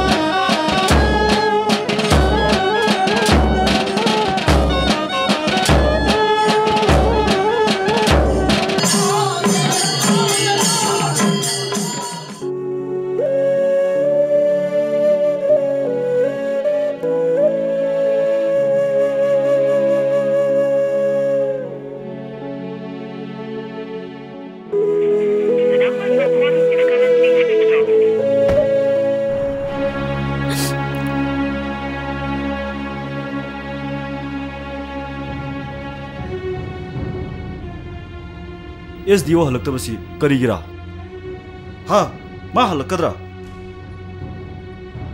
महाक सोइदना हलक्कनी करमना हलक्कनी नंगना लोलबसु खुन पुमदमंगना लोइना खंगेने अचाइबो मा सोइदना हलक्कनी हाये मसिन थिबो वाने ngasiसे मागी लुहोंबा नुमिनिने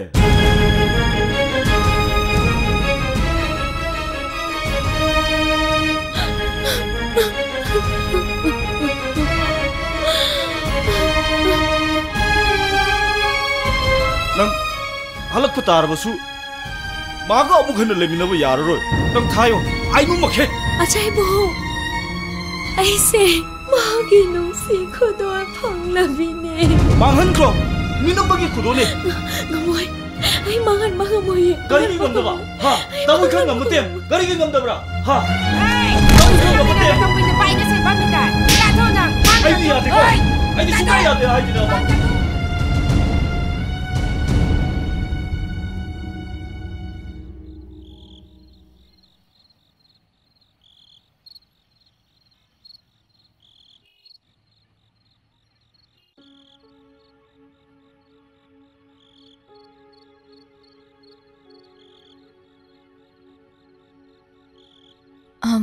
चाक सेमजरक यारबो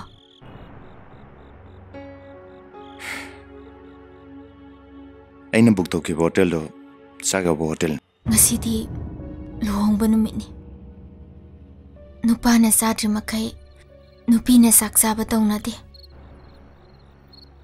pabungna saksa khraba hangawi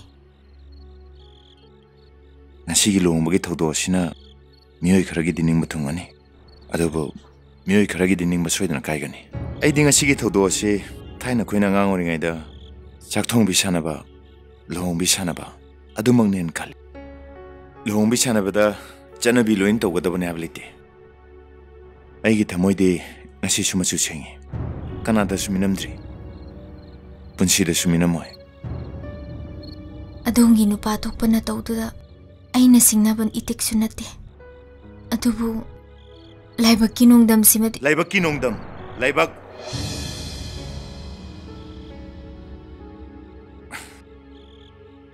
sorry masigumba nuwaitaba thodok ke asi warkani abise aidi haike tangai fadana luhongbu se abirakano haidana ai adom daijake nate masibu aigiralo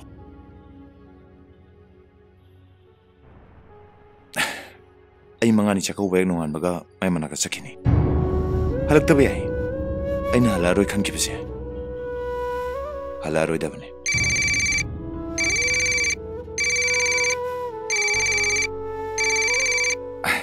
Lucy ai long bolore Lucy ai nangi nanakta soidan lakane ai nangbu thamoi sen nusi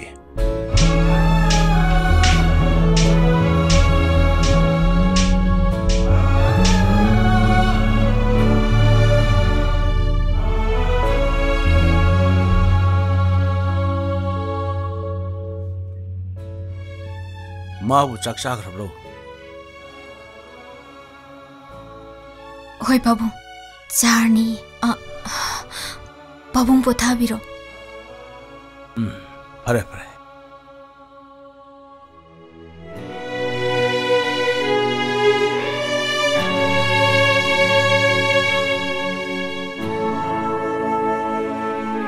Nasigi luhongbagi thawdo sina miyoi kharagi dining muthungani adobo miyoi kharagi dining ma soidana kaigani aidi ngasigi thawdo ase thaina khoina ngangori ngaida chakthong bisanaba luhong bisanaba adumang nen kal luhong bisanabada chanabi loin tawgadabane aglite aigi thamoide ngasi sumachu chengi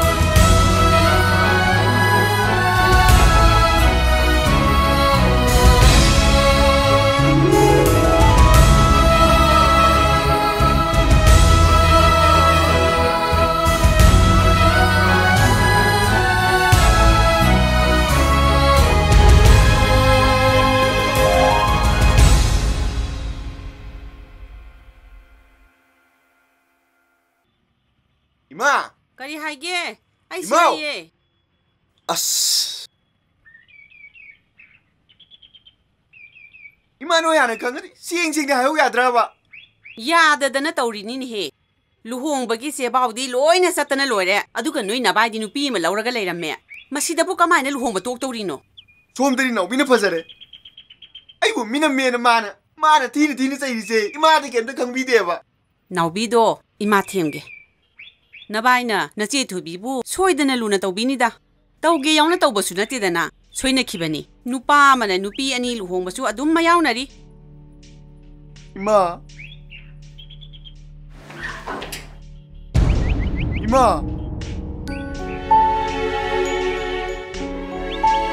इमा नौबिया इमा याररुई तौरी नंगना करीमता खंगहौदे हारगा हेक्ता याब्रो इसेगी फिबम पाबोंगी फिबम हौसे करी होइरी नंग खंगब्रो नंग मिनमी ayam pente बिमा मसे पुपना मक्से सोइना खिबनी नंग साउनुको इया नुपा निंग थेमना नसीबु सोइदना लुना तौबिनीदा इमा सुनुपी नुपी की मपोक्से लुद्रने इमा अरंग बदिकलीना काइख्रगा अमुक समझनबा याब्रो लोनाबा पुंसी हाइबसे नुंगाइबा पुंसीदी ओइदे को इमा इबेमा मसे तसिंगना सोइनगिबनी सोइनगिबनी इमा होय करीम खंगौदब्राबा अस औता ngai खो हे नंगना मरोलमा नौबीसे काइनबदे इमा सिंगदौनी हैमा करी माइनी गे सिदिया माइ सिदिया आई सो सुकन थेमदन होनरी सिदी थेमना यारोये युमदा लाइंगा सिदा चखिदनबा हाइनवो अस मसी क्या ngang सिदी ये फबा नखोइरोंगी कांगबुसे ऐ समना खनबा ngamdre नंगना अदुक यामना मिहौ साउरिबदो नंगसे नुपी कयागी मपुनो खलई इबेमा अइंगोंदा कोल अमुक खन्ना तौरानु अइगी वखल काउख्रो याय फबा नौबी इबेमा नौबी इमा माजिम बसिगम तौबनेबा आइबु कमाई तौदुनो अस औता तमी लयु हे लुहोंबा बसिलुब्राइबु लोइना पुकाय काइना दोरे तौरिसे नौबी हागद्राइना सिलुरगा इमा हता ओइरपा सिबु कना नौबी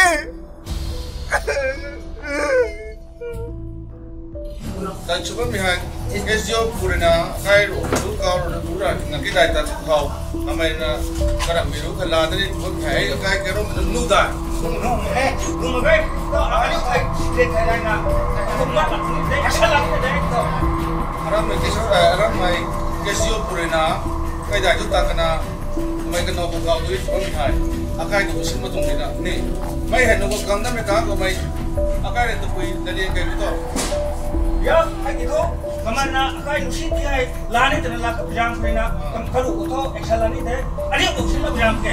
Kesal, uni nampu merkau itu, kamu deh tidak kamu itu sabar munya. Kamu kangga kau ini eksalan deh. Sebenarnya deh. Kamu na, hei, kaitu strong. Nang ni kami kadai. Di nama leu, ani gua na pau, ani gua bamisi. Ani gua ni na macam sakang, ani gua ni na kamai dah gong mereka kau eksalan ni. Deh ini bamu.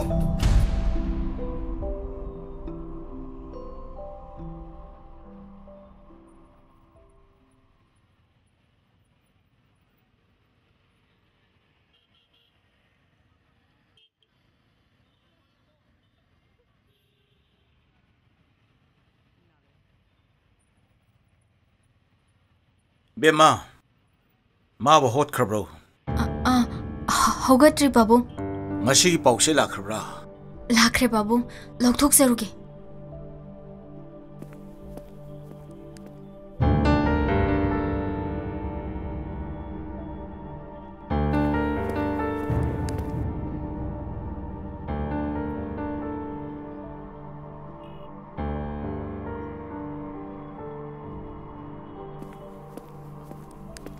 नाक अहिंग युमदा लेते नत्रा मी इमुंग मनुंग मदुना खंखरगा करी ओइनी नंग कदाई चलुगे नंग कदाई चलुगे hotel दा करी नाक मतिक चारबनी P मुलु Hong नत्रो Poonam किनिंग थुंगनब मधु थबो न पांथोकने मसी एग्रीमेंट अमगी मखादा पांथोकिबने करम एग्रीमेंट आई नुपी लेरे इचा फंगदोरे मसी थुबीजु खंगमने मदो लंफई थोदोंने अन्न हाइग्रे कयारा खन हाइगुगे मिनम बाइबसि कुइबेरोय आई ngasimak hojimak chalani कदाइदा थबक मफमदा चटपे यारोय नंगबु ट्रांसफर तौनबा आइना कन्न होनरे होजिमकदि ट्रांसफर तौद्रिदना आइना चटपे यारोय हारि बसे मसी अरोइबने मसी नंग ताद्रबदि लई बसिंगप याय कैसु कायदे उसे वया सिंसु माना माना पामजब कायदोंम थिकिबा ngaktani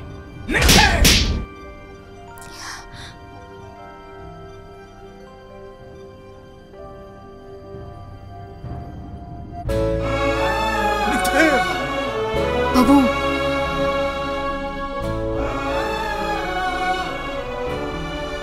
Datkrasano. Masi mahi iyano ba wapamni.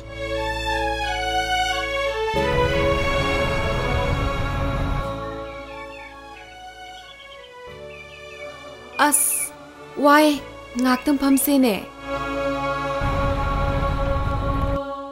Lucy ge angang se mabung ahom puna hospital da puraga lauthokani haine.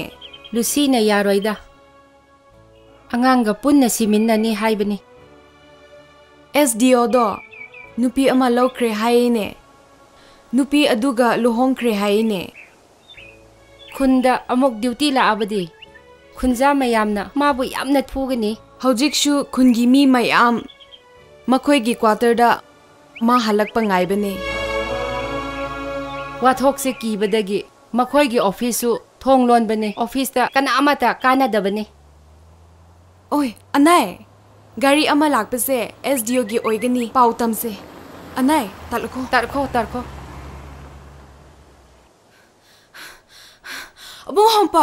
abung hompao kari tole SDO la ine SDO la e Lucy Changmo Lucy Thado Lucy Apa ma utkuno khun gi mi sing na yam saur bane khun na lepa wada aroi ba oi ga da bane masida nang na lam hen ba su yaroi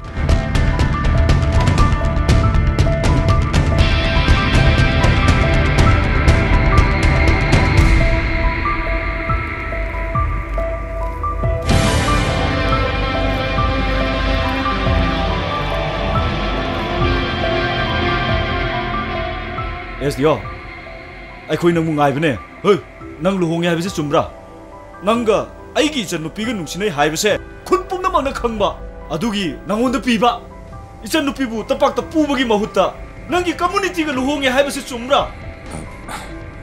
तंगाइ फदबा Madgi होय नंग आरुबो वांगांगनो अराइबा गांगो नंग लुहोंबसे चुमब्रा चुमदब्रा हायो हा चुमब्रा चुमदब्रा हायो अचुमबने हा अचुमबने हाइने Mana kamu sesuatu ni? Masih. Mama. Ayo Pablo. Ayo Pablo.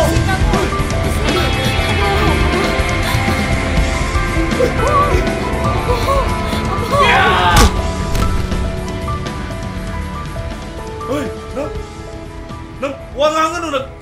Achai bong. Nang gina tahu na mana kau ibu sita bani ni? Achai bong. Apoy, ay maga wari ama kakta sanage. Hoy, yaroy, nang maga wari sana suka yaroy. Mala abani na nang ay na yung puga na bne. Anay. Silo. Achai bong. Ay te pa wow. Ay te ka daw durang wow. Ay punta daw piyo.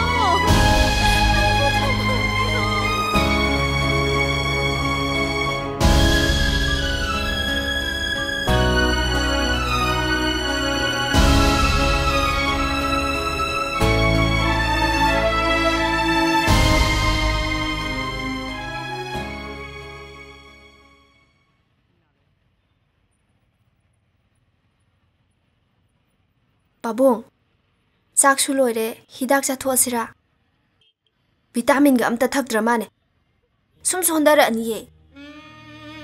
ꯀꯔꯤꯕꯨ ꯀꯥꯟꯅꯔꯨꯒꯕꯅꯣꯗ ꯃꯜꯂꯕ ꯁꯨꯝ ꯆꯥꯔꯕ ꯍꯛꯆꯥꯡꯁꯤꯗ ꯀꯔꯤꯕꯨ ꯀꯥꯟꯅꯒꯕꯅꯣ ꯏꯆꯥꯁꯤꯡ ꯋꯥꯅꯅꯕꯅꯤ ꯄꯥꯕꯨꯡ ꯑꯩꯈꯣꯏꯁꯤ ꯌꯥꯝꯅ ꯆꯦꯛꯁꯤꯜꯍꯧꯗ꯭ꯔꯦꯀꯣ ꯏꯆꯦꯅ ꯑꯩꯈꯣꯏꯕꯨ ꯌꯥꯝ ꯋꯥꯔꯧꯔꯝꯃꯅꯤ ꯂꯝꯗꯝꯁꯤꯒꯤ ꯃꯤꯑꯣꯏꯁꯤꯡꯁꯦ ꯃꯅꯨꯡ ꯃꯄꯥꯟ ꯌꯥꯝꯅ ꯅꯥꯏꯕꯅꯤ ꯃꯤꯅ ꯃꯤꯕꯨ ꯊꯥꯖꯕ ꯌꯥꯗꯕ ꯂꯝꯗꯝꯅꯤꯅ ꯅꯕꯨꯡ ꯑꯃ ꯅꯧꯄꯥ ꯑꯃ ꯂꯩꯕꯁꯨ ꯅꯠꯇ ꯅꯆꯤꯟ ꯅꯅꯥꯎꯅ ꯃꯅꯨꯡ ꯃꯄꯥꯟ ꯅꯥꯏꯕ ꯂꯝꯗꯝꯁꯤꯗ ꯂꯩꯍꯧꯒꯗꯕꯁꯦ ꯂꯨꯈ꯭ꯔꯦꯗ ꯏꯆꯥꯁꯥ ꯀꯩꯒꯤꯅꯣ ꯄꯥꯕꯨꯡꯅ ꯊꯃꯣꯏ ꯑꯁꯨꯛ ꯌꯥꯝꯅ ꯁꯣꯟꯊꯔꯛꯏꯁꯦ ꯑꯩꯈꯣꯏꯁꯨ ꯃꯤꯅꯦ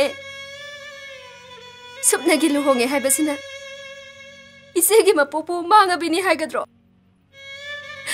이몽두다기 문두나 보러가니 이제부 베마 이빠는 나시에다 한나 하라버니 나시에는 야부 꼬부 레이티에네 나위 빠봉디 마마기 마이 통우보다 아깐 마와 하이마다 수수지나 방언데 마빠두게 그리부 말아노네 베마 과이두기 라리바디 마마네 ꯅꯨꯄꯤ ꯂꯩꯔꯕ ꯃꯆꯥꯗꯨꯒꯤ ꯑꯇꯣꯞꯄ ꯃꯧ ꯍꯥꯏꯕ ꯉꯝꯃꯤꯕ ꯃꯄꯥꯗꯨꯕꯨ ꯆꯨꯝꯃꯦ ꯍꯥꯏꯒꯗ꯭ꯔꯣ ꯃꯈꯣꯏꯅ ꯂꯣꯠꯈꯤꯕ ꯃꯩꯔꯤꯛ ꯃꯆꯥꯗꯨꯅ ꯉꯁꯤꯗꯤ ꯑꯣꯝꯈꯠꯂꯛꯂꯤ ꯆꯥꯛꯈꯠꯂꯛꯂꯤ ꯃꯩꯈꯨꯁꯤꯗꯤ ꯃꯈꯣꯏꯒꯤ ꯃꯃꯤꯠꯇ ꯎꯍꯟꯒꯅꯤꯌꯦ ꯏꯆꯦꯒꯤ ꯃꯅꯥꯛꯇ ꯆꯠꯀꯅꯤ ꯏꯆꯦꯕꯨ ꯄꯨꯗꯨꯅ ꯂꯥꯛꯀꯅꯤ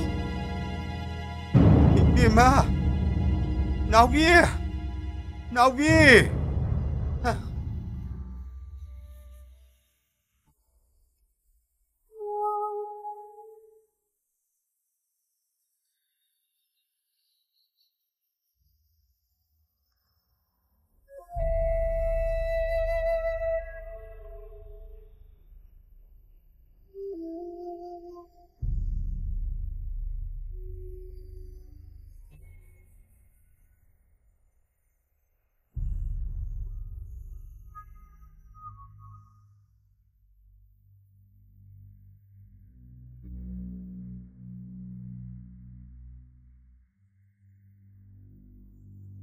루시 ꯑꯍꯤꯡꯁꯤꯗ ꯃꯄꯥꯟꯗ ꯁꯨꯝ ꯂꯩꯔꯤꯕꯗꯤ ꯀꯔꯤꯒꯤꯅꯣ? ꯑꯩꯅ ꯅꯨꯡꯉꯥꯏꯔꯤꯅꯦ ꯂꯥꯛꯑꯣ ꯆꯥꯛꯅꯦ ꯆꯥꯛ ꯆꯥꯊꯣꯛꯑꯣ ꯑꯩ ꯆꯥꯈ꯭ꯔꯒꯦ 루시 이번에 자시 ꯂꯥꯛꯑꯣ ꯑꯩꯗꯤꯀꯣ ꯌꯨꯝꯗ ꯆꯥꯒꯅꯤ ꯑꯩꯅ ꯅꯪꯒꯤ ꯆꯥꯛ ꯊꯤꯜꯂꯛꯄꯗꯣ ꯀꯅꯥꯁꯨ ꯈꯪꯍꯧꯗꯕꯅꯦ ꯑꯩ ꯆꯠꯈ꯭ꯔꯒꯦ 루시 ꯅꯪ ꯑꯩꯒꯤ ꯋꯥꯍꯩ ꯑꯝꯇ ꯇꯥꯔꯔꯣꯏꯗ꯭ꯔꯣ? ꯅꯪ ꯑꯩꯕꯨ ꯊꯥꯖꯗ꯭ꯔꯕꯣ? ꯑꯩ ꯈꯛꯇꯅ ꯊꯥꯖꯕ ꯌꯥꯔꯣꯏꯅꯦ ꯑꯩꯒꯤ ꯈꯨꯟꯅ ꯂꯨꯍꯣꯡꯂꯨꯔꯕ ꯅꯪꯕꯨ ꯂꯝꯂꯥꯟꯕ ꯑꯃꯒꯨꯝ ꯈꯟꯈ꯭ꯔꯕꯅꯦ 루시 ꯑꯩ ꯅꯉꯣꯟꯗ ꯊꯃꯣꯏ ꯁꯦꯡꯅ ꯍꯥꯏꯔꯤ ꯑꯩꯒꯤ ꯂꯨꯍꯣꯡꯕꯗꯨꯗꯤ ꯃꯃꯤꯡ ꯈꯛꯇꯒꯤꯅꯤ ꯂꯨꯍꯣꯡꯕꯕꯨ ꯃꯃꯤꯡ ꯈꯛꯇꯒꯤꯅꯦ ꯍꯥꯏꯕ ꯌꯥꯕ꯭ꯔꯥꯅꯦ? ꯑꯗꯨꯗꯤ ꯑꯩꯁꯨ ꯑꯇꯣꯞꯄ ꯃꯤꯗ ꯃꯃꯤꯡ ꯈꯛꯇꯒꯤ ꯂꯨꯍꯣꯡꯒꯦ ꯑꯩꯕꯨ ꯊꯥꯖꯒꯦꯔꯥ? 루시 ꯁꯤꯡꯃꯤ ꯅꯤꯡꯉꯣꯜ ꯑꯩꯈꯣꯏꯗꯤꯀꯣ ꯌꯥꯝ ꯆꯝꯕꯅꯦ ꯑꯗꯨꯕꯨ ꯑꯃꯨꯔꯛ ꯊꯥꯖꯕ ꯃꯥꯡꯈ꯭ꯔꯗꯤꯀꯣ ꯂꯣꯏꯔꯦ ꯑꯗꯨꯕꯨ ꯅꯪ ꯑꯩꯒꯤ ꯃꯔꯤꯗꯤꯀꯣ ꯑꯉꯥꯡꯁꯤ ꯈꯛꯇꯒꯤ ꯑꯣꯏꯔꯕꯅꯦ ꯑꯩ ꯆꯠꯈ꯭ꯔꯒꯦ 루시 ꯉꯥꯏꯈꯣ 루시 ꯑꯕꯣꯡ 어이 거리기라 hꯧꯖꯤꯛ ꯐꯥꯎꯕ ꯅꯪꯅ ꯅꯌꯨꯝꯗ ꯍꯟꯗꯕꯁꯦ ꯃꯥ ꯑꯩ ꯁꯛꯈꯪꯅꯈꯤꯕ ꯉꯝꯈꯩ ꯂꯝꯗꯝꯁꯤ ꯊꯥꯗꯣꯛꯇꯨꯅ ꯑꯩ ꯀꯩꯗꯧꯅꯨꯡꯗꯁꯨ ꯍꯜꯂꯣꯏ ꯅꯪ ꯃꯤ ꯌꯥꯝꯅ ꯎꯁꯤꯠꯇ꯭ꯔꯦꯅꯦ ꯍꯥ 루시 라오네 라오네 나 다다 아봉 짝지 라오네 루시 라오네 짝지 라오네 라오 할머니네 짝지네ไม่จะไปน้องเร็วไอ้ก็ไทยแต่ได้โอเค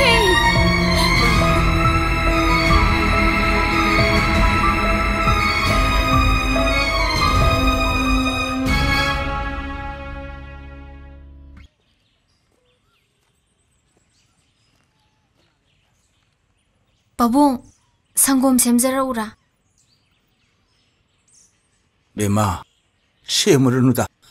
닥터는 수화하고 tumse 그라 다도 하여버네. 히닥상 나이나 싸라가 그시도로이다. 호이. 아주 부디 좀 봐.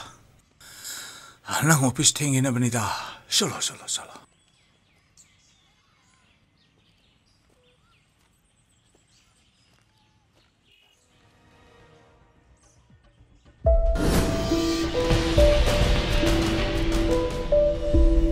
드럭 ड्रग फारुबगी चैथेंगनी ड्रग हाइबसिना खुनाई अमबु मुथत्प ngамमनी मसिना आईगी पुंसीदा आईगा इशागगी मरक्ता अवाब चैथेंगनी इरमदम मसिना वारिबसे ड्रगननी सेंदोंग पाम्बसा नखोइना मियोइबबु असुक नुंसीद्रिबा करिगिनो Hey, Nobi, nang lai bro. Bema, nanaw ni pilay hey. Mama, ay nga sise, ise bulo bulak sa ribani. Bema, songo. Mama ginam tak amana, ay gi ise bu maray baktiba ohel. Sumi Nobi, nang na saw ba sumi? Ay kariso saw de. Nang gi pabung suweng on the saw ba dagi, yung sida janga kireda na. Karigino mama na asuk jaw na nam thak to biriba sibo mama gi sanupa SDO do ai khoi ga unahan bi bada kayam kai bage nupi gi mapok sibu phagire ne Nobi mama di adum na khakhan khide ko nachi da hanna hairabani nang shu hayu ai khoi pun hai mi na si nachi na shumna mapun chilen ki bado mama shu pamde luhong labi haiba mingthona sibu sem tok pa yabra ne mama gi sanupi oram labadi mama su khang bangam gadro lan ba hitaba ise gi laibak ki amak pase ai yengduna laibangam de mi macha gi wakhal ai na mama gi imung sidagi khallode phanana ba khallu bani phattaba loi na won kre buduna satkani isebu ngasimak buduna satkani longnam tawtuna isegi mittagi pisin thali base mama hoigi thakta soidana tagani Naubi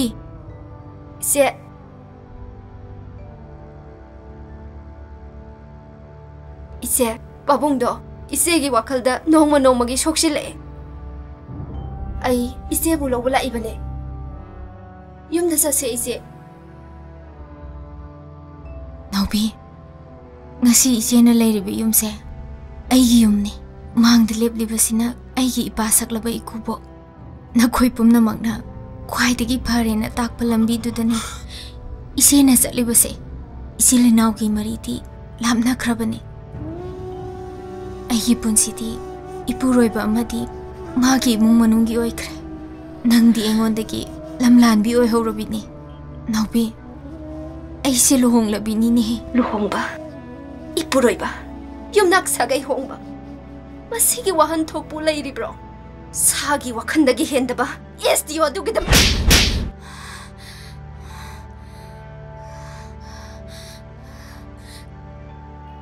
kaigino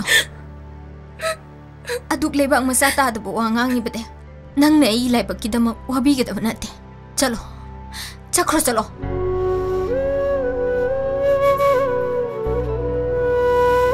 Parese nang nalakan ningdrabanina nang ginanakta amuk hanalalaroi adubo ise nang di mapoksigi nungaya pipi oyuko ay sade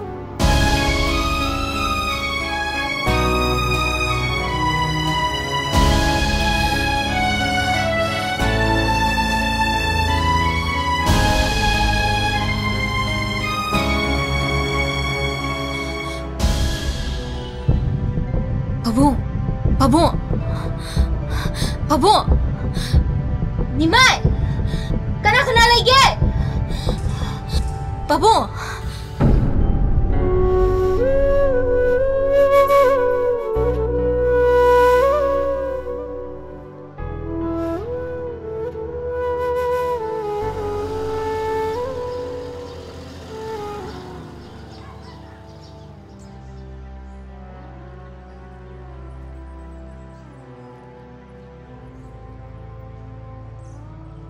Ima, ay toy bini. Hay ma, bema. Nang nang thandaro. La. Jango lau phamo lau. Phamo lau. Kadai chatlu bano nang bo. Ima hoy da lakpani. Ai khoi da la iba. Ai khoi gi sidi leirak manung yam chang bani. Nang bo kram haina. ai sum hanga sangakpani. 타자대다. 낭 파마모 이마사 세무게고 이마 이자 탁디 오피스데기 할락바니 yumsu amta khangdabanina aidi kaimtasu leraktre. Ye kaide. Ima nongdambu kadaida. Moi khuraton gi matung illi. Chek shuba yauriye. Manadi engonda thaba ama phange hai. Ima ai maga nongmala age. Nongdamsu thengnadre. Ngasigidi hankrage ma.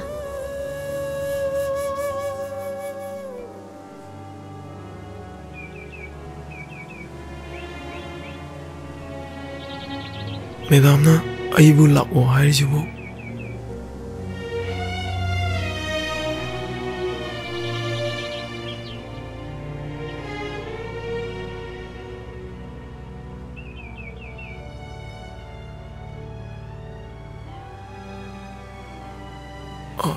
kainom tangjiga kani Madambu sida leibra mapamda hangraba naiman hinga naiman yam nuwaijare hoi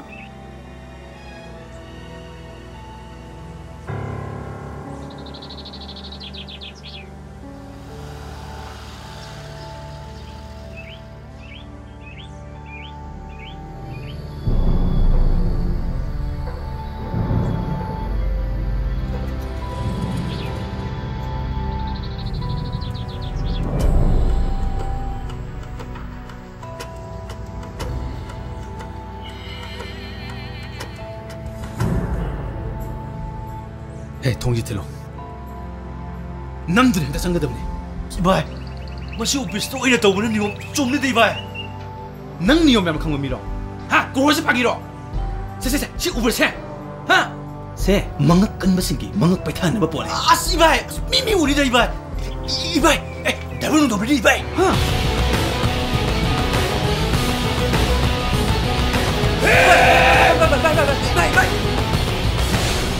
Kadi nuna aku dah suami dia sih. Nanyam saya nak bermini ni. Saya nak benar ada tujuan betul.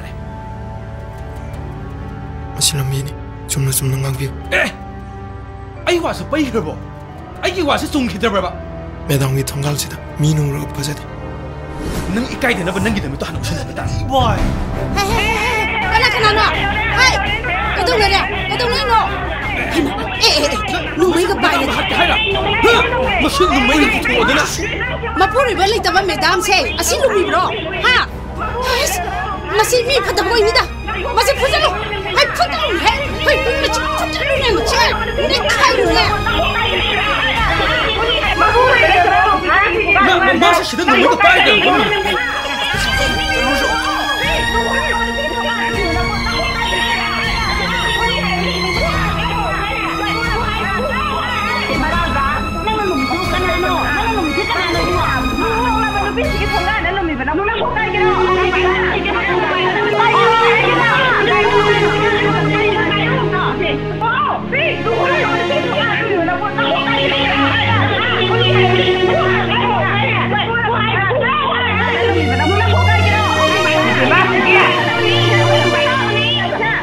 Bema tobi, jamu. Aku lagi kigan.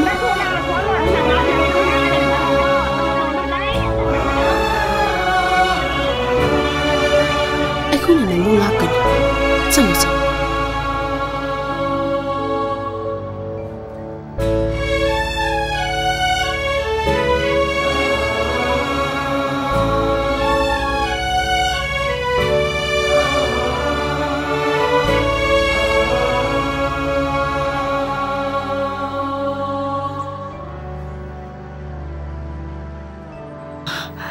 Kanagi gari no neshibo, toibigi gari do mangreda. Ima.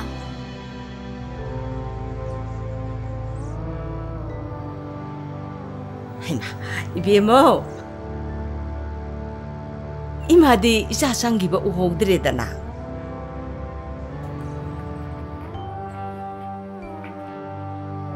세 시다 파모.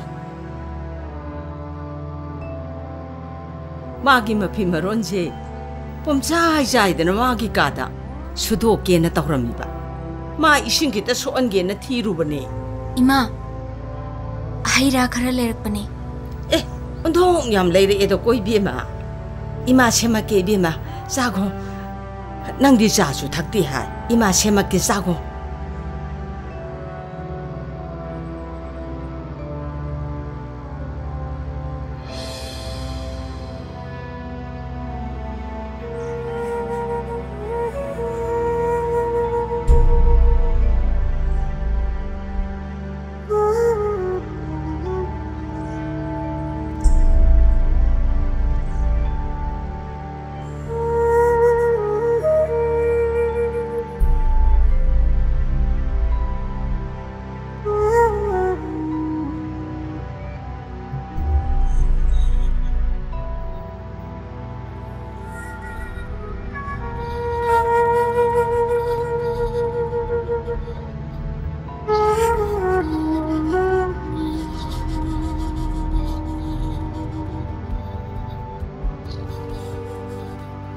Bema,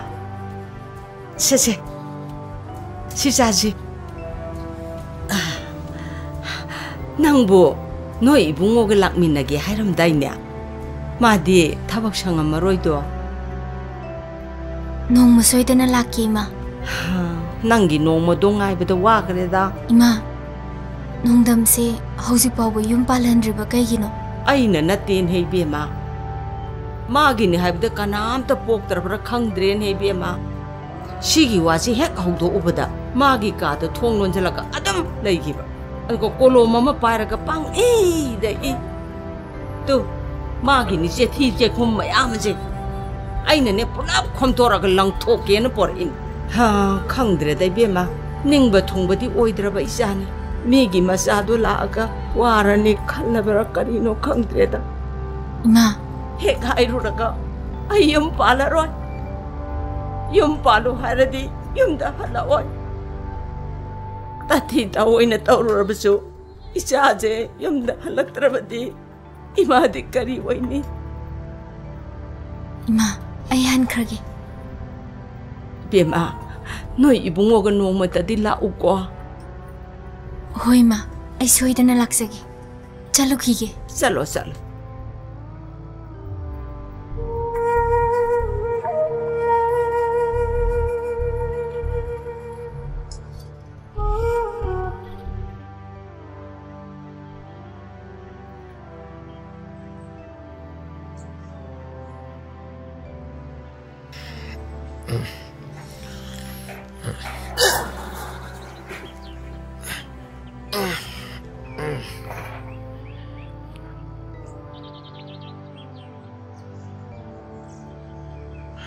Koi mana uradi harawe wala ite.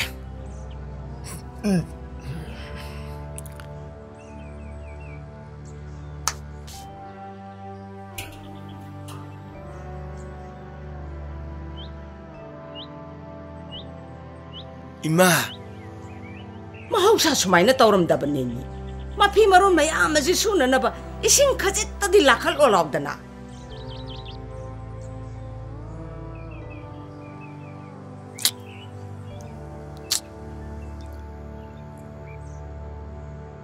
Kemai nuki rumau asatak pisania.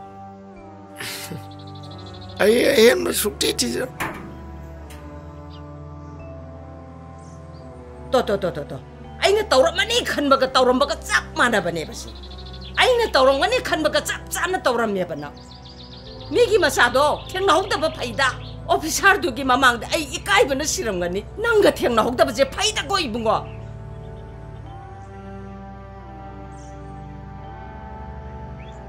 Ima ekoi da kana laung. Madam Thoibido la ame. Thoibido. Madam Thoibido la amne ba. Nanga thengna hokdaba se laibak chin yam phare ba. Ima Madam na ehangam kiyam kuire sakyo. Madam, ay hangam rima. Madam, sakraway ma. Madam, sak. Hai, Jakino, hai, Jakino, kadai teno nang satu aja. Kadai teno nang satu aja. Kadai teno nang satu aja. Hongkolo, nang nalagay mamang sida ibu ikay ba? Masya. Nalagay mamang sida ikay ba na sirene? Ay bulok rabi na nang nausit na brahay ba? Nang na ibu pangansole na usit ba na tro? Nang da siya karon eh. Ay.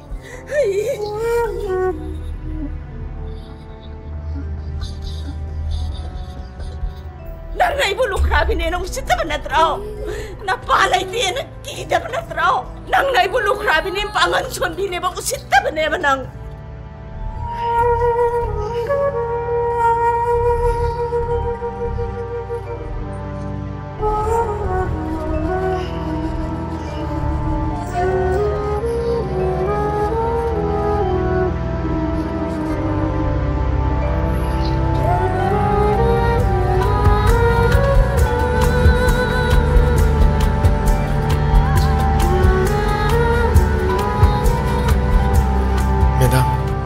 Madam ga igagi punchise thak yamna khenai ko thamoi da phawri ba ihul lasu khena bagi palna ahoba mata yaudana thattuna thamigi Madam gi phaba paw to taning ba yi phamda tayono ba paw ina ta hale su kari no Madam aduga masina Madam gi laiba pu phattaba mai kai da pukhi ba diyar Madam na aibu mahok sagum thajabirabadi Madam ni punsigi nuairaba pawam ta tahanbiuga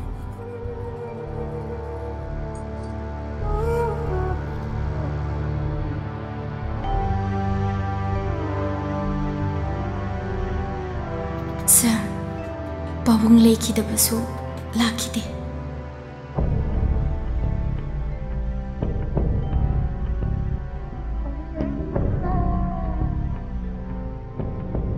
Sardi lepkibada hongdaba mini haiba khangzai adubu tampakta sahargi yumda amuktang di hanbirau masi aigi request ni tangai fadana yumda amuktang di lakpiyo toibi masi aigi request ni tangai fadana Luhongbasi abirakan hai dunai dokcha ke lakcha nasi gi luhongbagi thodo sina mioi kharagi dining muthungmani adubu mioi kharagi dining masoidana kaigani ai dinga sigi thodo se thaina koina ngangori ngai da chakthong bisanaba luhong bisanaba adumangnin kal luhong bisanaba da janabi loin to badamne abliti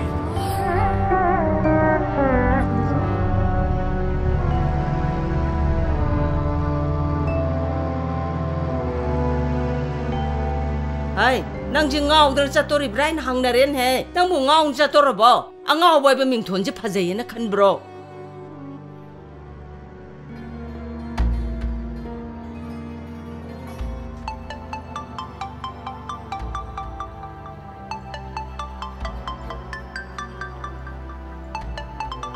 Hai, phone ji paining dar di kong mu that pa yadra. Kringong taning dre. Naji am wai chil leba.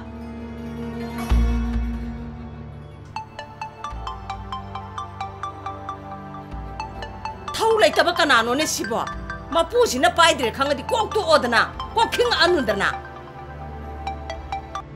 hai kanano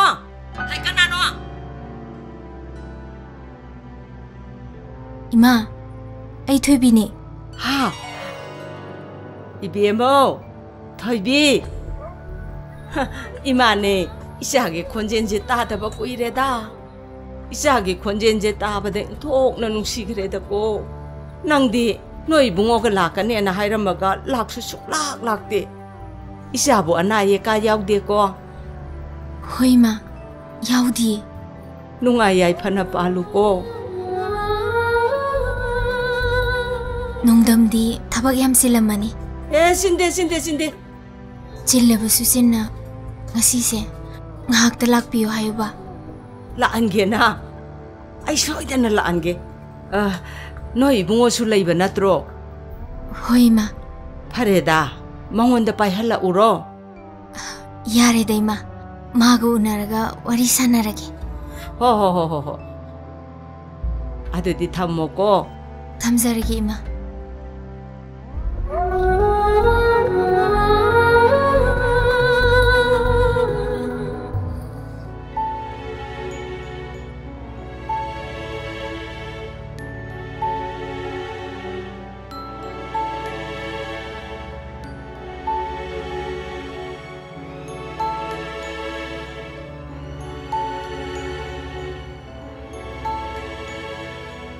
Madam lebi furitun paktraba khangde. Naubida furidam khak le helak pani karigum kanda fizol se khara sin basu phai.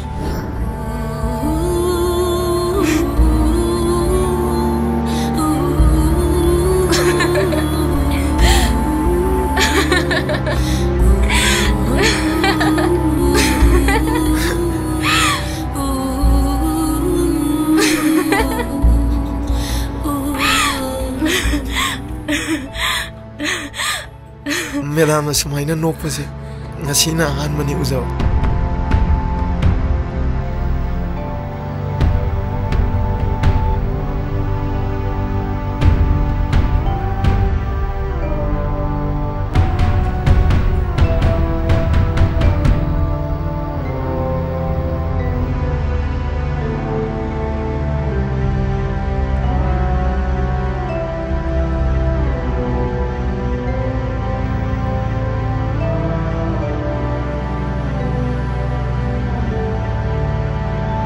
Soidana lakpibagidamuk thagachari.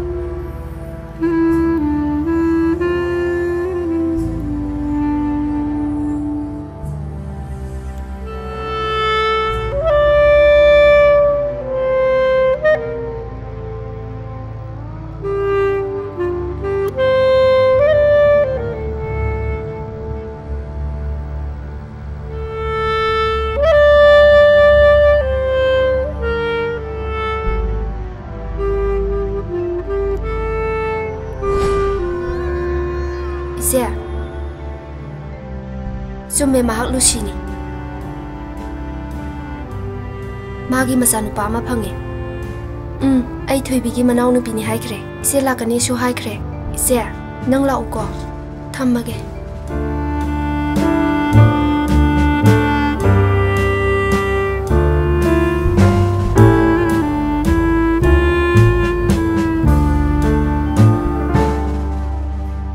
Lucy.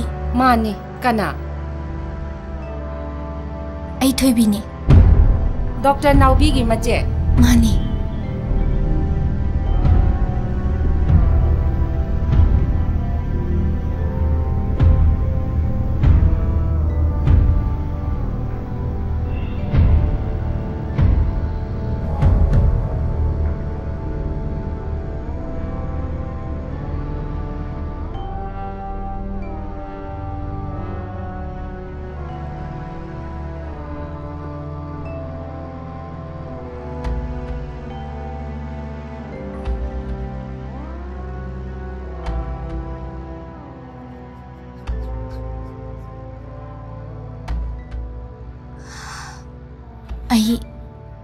ꯑꯉꯥꯡꯁꯦ ꯂꯧꯕ ꯂꯥꯛꯄꯅꯤ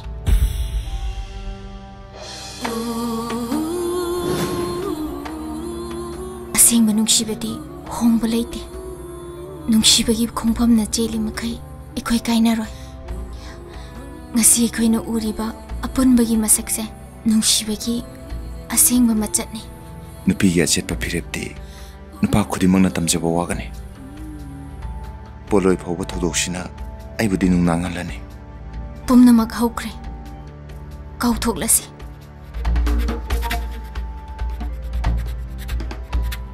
ai di jingi ningol ni jingmi ningol oisarbasu mapamse ngasi dagidi nangini thaibi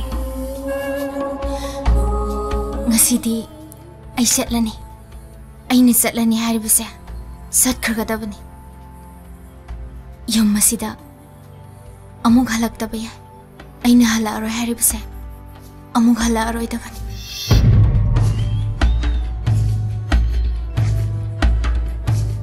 nongdamba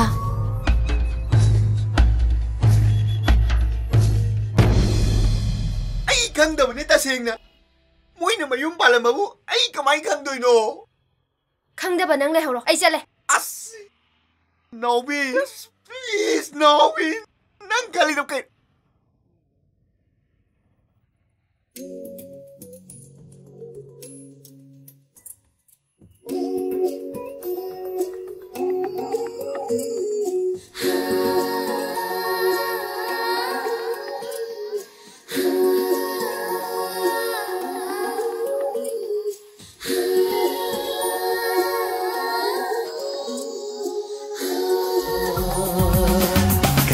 Nusibino nangu Saithabiloidraba fajabi Kanagi nusibino nangu Saithabiloidraba fajabi Hotoibi